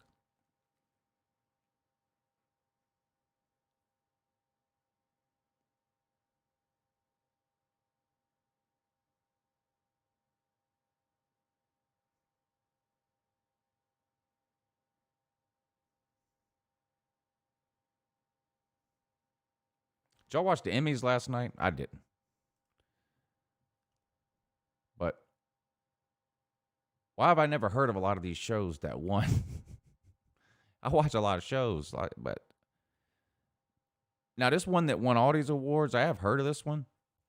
Did any of y'all watch it, though? It won a ton of awards. Schitt's Creek? Do you guys watch that? It's a Netflix show, isn't it? Broke a record with 7 primetime awards and 9 Emmys in total. I've never seen it. I know what it is. I've heard people talk about it before, but I've never seen a single episode. Is it really that good?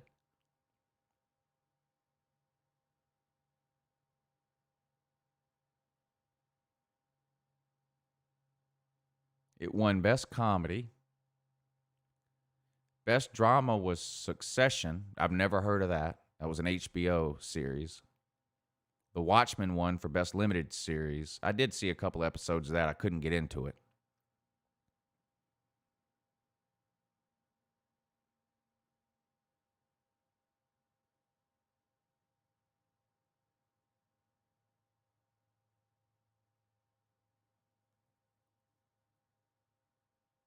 Best Made-for-TV movie, Bad Education on HBO.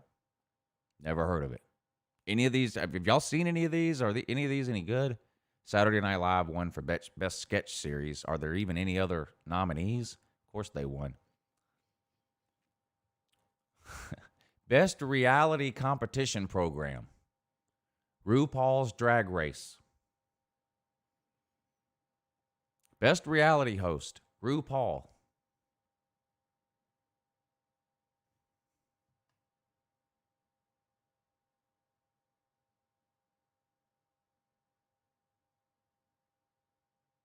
Best documentary, The Last Dance. That was the Chicago Bulls series that aired on ESPN a few months ago.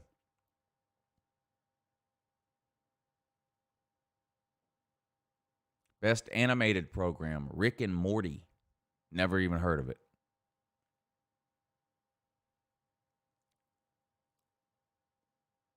There you go. Schitt's Creek any good? Have y'all seen that? I've heard of it. I've never seen it. I might have to check it out. I won a bunch of awards. Definition 409 says, Lou should make your own Facebook group. I have my own Facebook group. It's a Georgia group, though. And I mean, there's an Uncle Lou Facebook page, if that's what you're talking about. There is an Uncle Lou Facebook page. It's not a group, it's a page.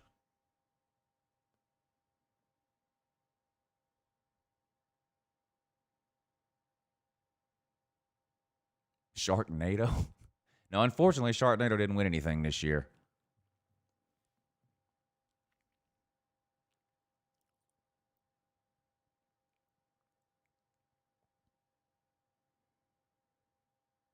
Well, Ryan, I guess your 75-year-old mother watches cartoons. I do not.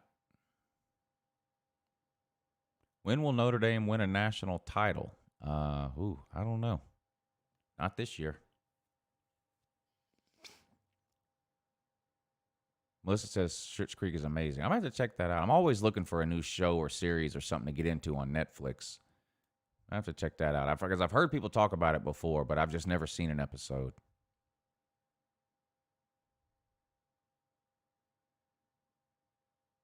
You've never heard of Rick and Morty because you don't trip on acid. That is true. I do not trip on acid. That's definitely true.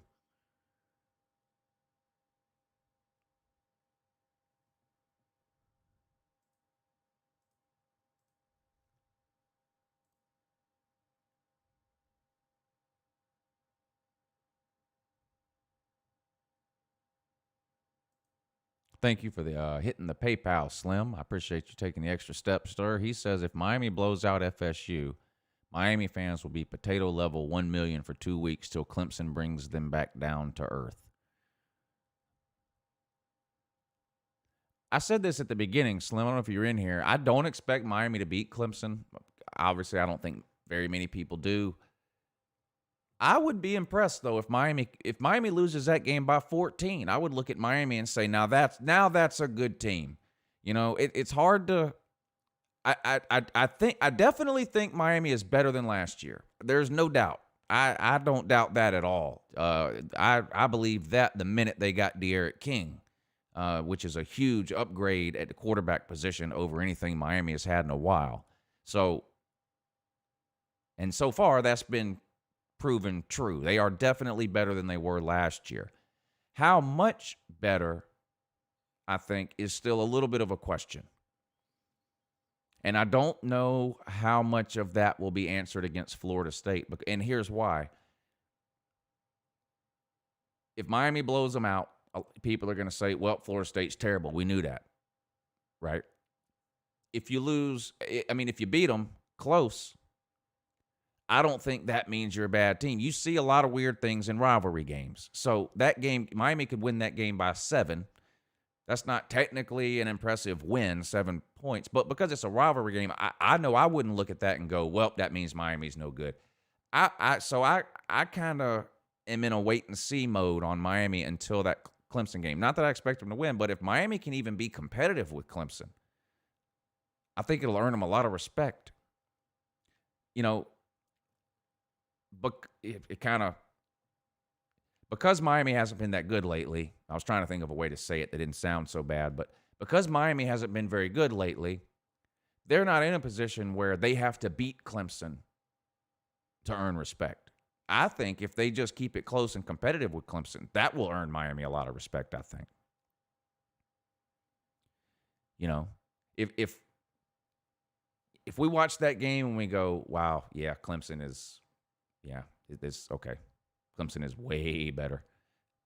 That would be disappointing. But if you watch that game and go, you know what? Miami is pretty close. They didn't win, but they're not that far off. I think that's what I'm looking to see. You know, does that game does that game end 38-10, or does it end 31-24?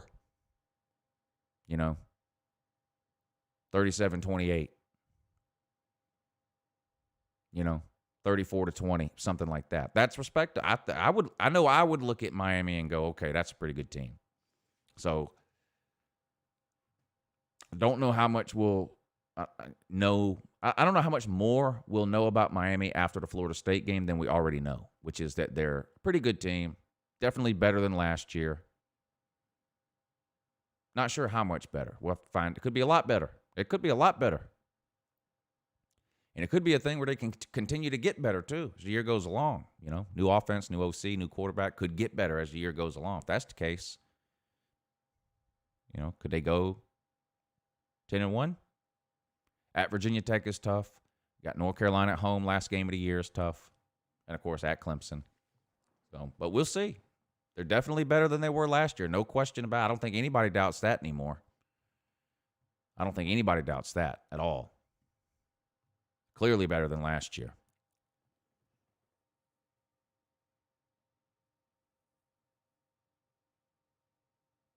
How much does UNC have to beat Boston College for it to be impressive? You know what I'm looking for North Carolina? Play 2 halves of football. That's what I want to see. More so than even the score. Because they didn't show up in the first half 2 weekends ago. Against, Syracuse. They didn't show up in the first half. They got outplayed in the first half. If it wouldn't have been for a penalty on a punt return called back, Syracuse had a punt return for a touchdown that would have given them the lead. Now, second half, they dominated. So, step 2 now, do that the entire game against an inferior opponent like Boston College. That's what I want to see. I get it that Oklahoma and Texas played terrible teams, but you watch it and you go, okay, well, they dominated the first half, dominated the second half. Same thing with Clemson this past weekend against Citadel. Notre Dame against South Florida. They went out and dominated the first half, dominated the second half. So, okay, that's a really good team there. Focused. Played all 4 quarters. Didn't let up. Let's see that from North Carolina. Does UGA beat Arkansas by more than 24? They better. They better beat them by more than 28, or I'm going to be disappointed. Arkansas is a terrible team, the worst in the SEC. There's no reason a team like Georgia can't go in there and win by more than 28. I already bet the game at 24.5, so if that tells you anything.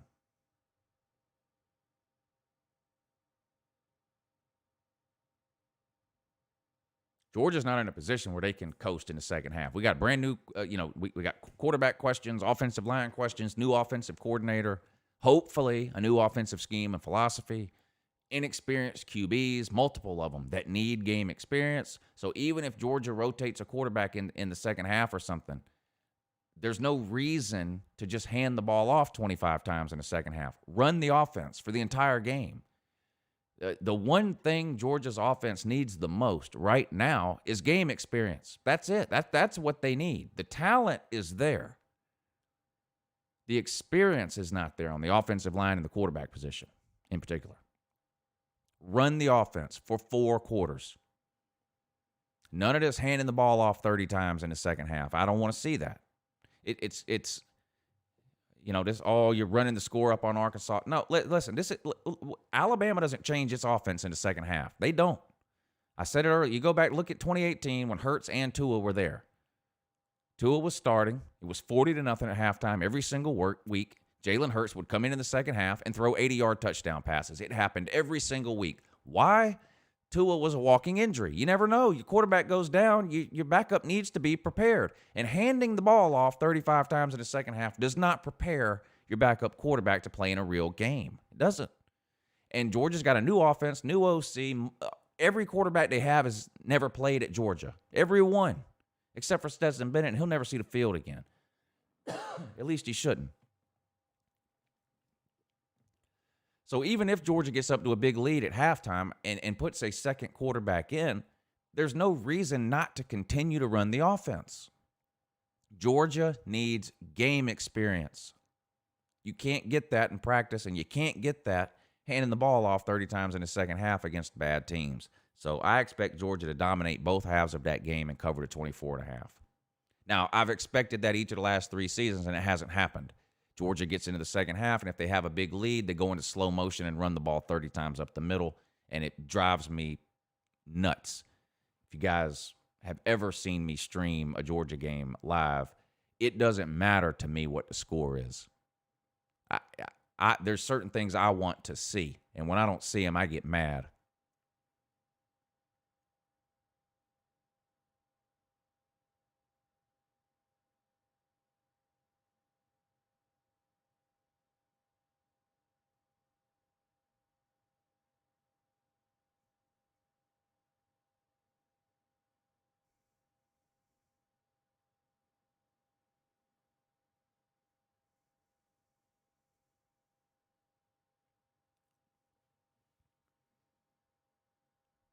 All right, I'm going to knock off a few minutes early, guys, and go ahead and get out of here. Got a video or two to work on today that I'll be uploading later over on the main channel. Make sure you subscribe to that main channel. That's where all the uploaded videos go. Appreciate all the support you guys showed for the videos over the weekend. They did really well, so I appreciate that. Thank you all for watching and, the thumbs up and sharing the videos and all that kinds of stuff over on the main channel. That stuff is helping a ton, so I really, really, really appreciate it. Thanks for tuning in this morning. Y'all continue to think about BVD. He's out of surgery. Apparently everything went fine. Don't know how long he'll be there. I don't know if this is a day surgery thing or something where he's got to spend another night. I don't know. So I don't know if he'll be here tomorrow or not, but, we'll do our best to keep everybody informed of what's going on. Big shout out to those of you who chose to support the show this morning through the Super Chat. I really appreciate that. That's what keeps these live shows going. So thank you very much, Michael Gill, Parker, Unique, Simply AG3, Definition 409, Celine Driver, Slim Shady, Pine Cone, Brian Byack, Jordan Bowman. Appreciate you guys hitting that Super Chat this morning. Y'all are good people. Y'all are the MVPs. So thank you very much. I had a few of you over on the PayPal, too. So big shout out to you guys, Bears, Cubs, Canes, Celine Driver, and Slim Shady. Thank you guys for taking the extra step and hitting that PayPal link so that Uncle Luke can get 100% of your support without YouTube stealing half. Thank you. Appreciate that. I'll be back tomorrow morning at 8 a.m. for another must-see edition of the morning show. Tuesday and Thursday night this week, we'll have the call-in show, and it should be one of the best and most entertaining weeks we've had on the call-in show, well, probably since last season. With the SEC kicking off this week, I expect some great calls this week on the call-in show, so make sure you guys tune in Tuesday and Thursday night at 10 p.m.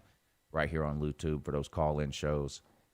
And now this show has been fun. Glad I got asked to do this. Pigskin Pete and Uncle Lou, the Lunch Money Show, now airing every Tuesday and Thursday at 12 noon right here on YouTube. The Sports Gambling Show. Me and Pete tell you which teams it is we're losing money on every week. I've been doing pretty good so far. I'm up big this year so far. I started with 100. I'm up to 400. Will it continue? No. No, I've been doing this a long time. It'll flatten out here pretty soon for me, I'm sure. But we'll roll with it for now. So that's Tuesday and Thursday. We got a lot of games to talk about this week. So that's that. Lunch Money Show. With me and your boy, Pigskin Pete. That show's been a lot of fun. Anyway, appreciate all of y'all tuning in today. Exciting week in the college football world. SEC kicking off this week. I'm sure the majority of the shows everywhere this week will be about the SEC. I'm pretty sure. So we'll get plenty of SEC talk in this week everywhere you go. I'm looking forward to it. Hope you guys have a good Monday. Have a good week. Hope it goes by quick. SEC time in 5 days. All right, I'll be back tomorrow morning at 8 a.m. I love you guys. Have a good morning. You big dummy!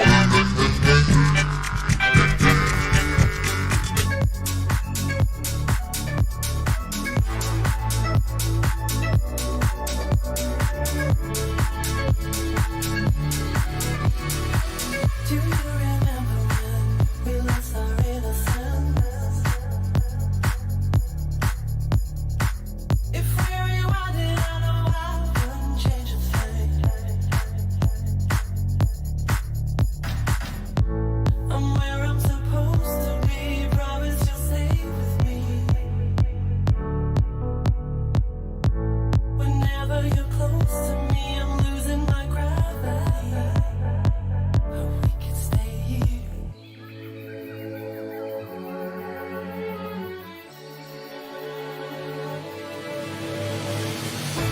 Found real love on the streets. Hold on, don't ever let go and keep your eyes on me. Found real love on the streets. Your love is all I really need.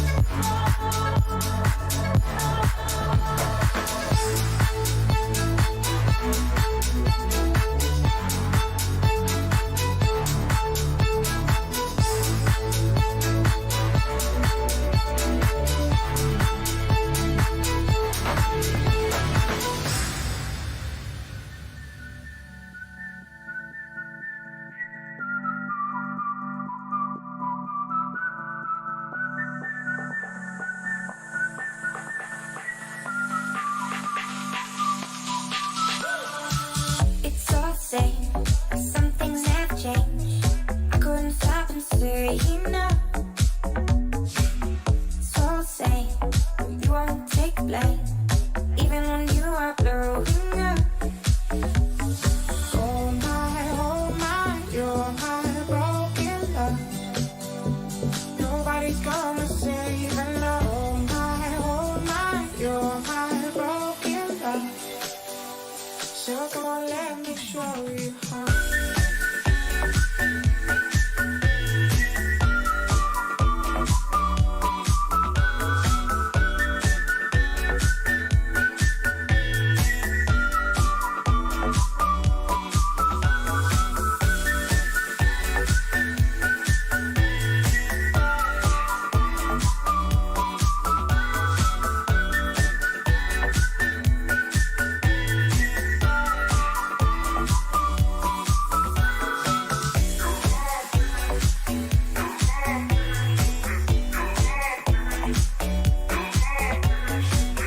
You're listening to Chill Your Mind Radio.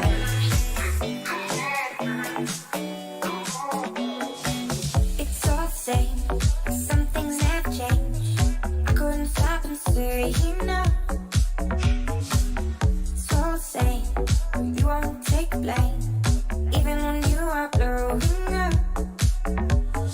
Oh my, you're my broken love. Nobody's gonna save her love. Oh my, you're my. So come on, let me show you how.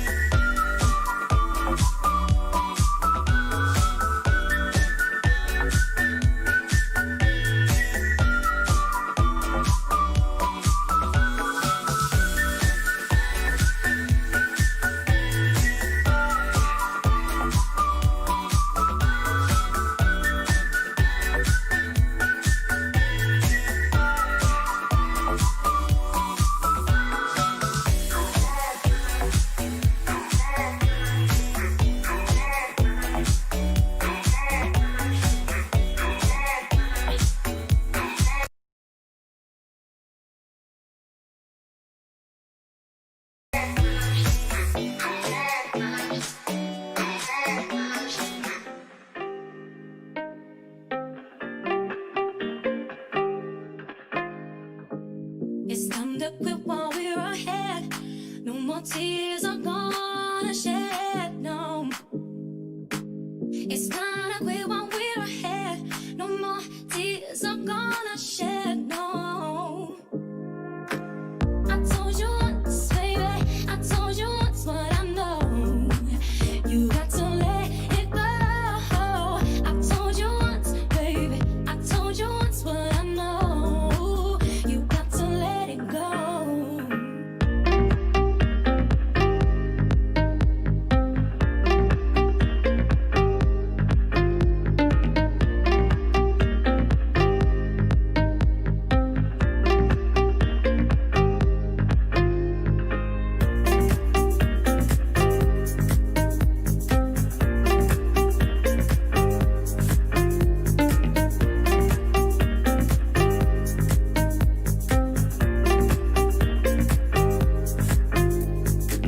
It's time to quit while we're ahead. No more tears are gonna shed, no. It's time to quit while we're ahead. No more tears are gonna shed, no. I told you once, baby, I told you once what I know. You got to let it go. I told you once, baby, I told you once what I know. You got to let it go.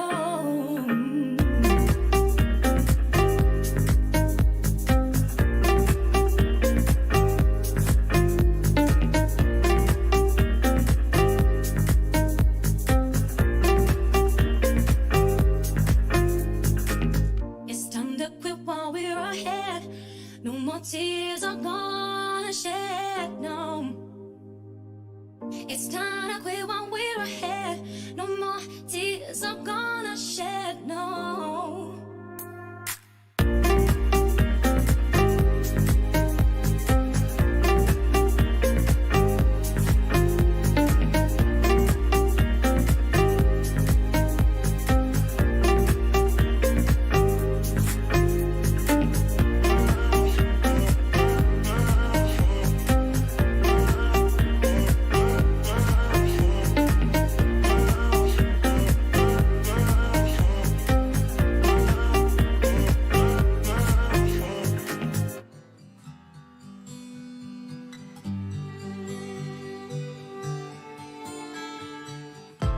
I saw an angel looking at me.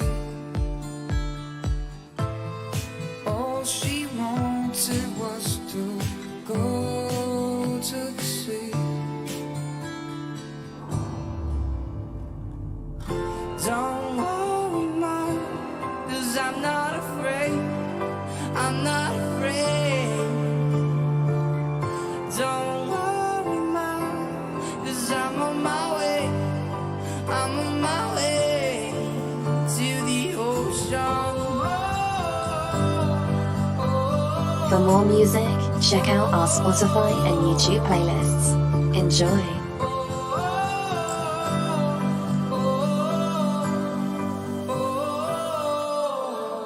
To the ocean.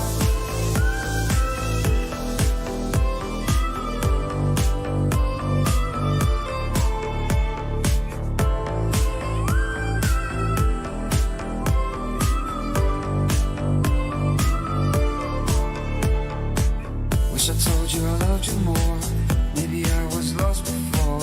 Showed affection to only go while the sunset made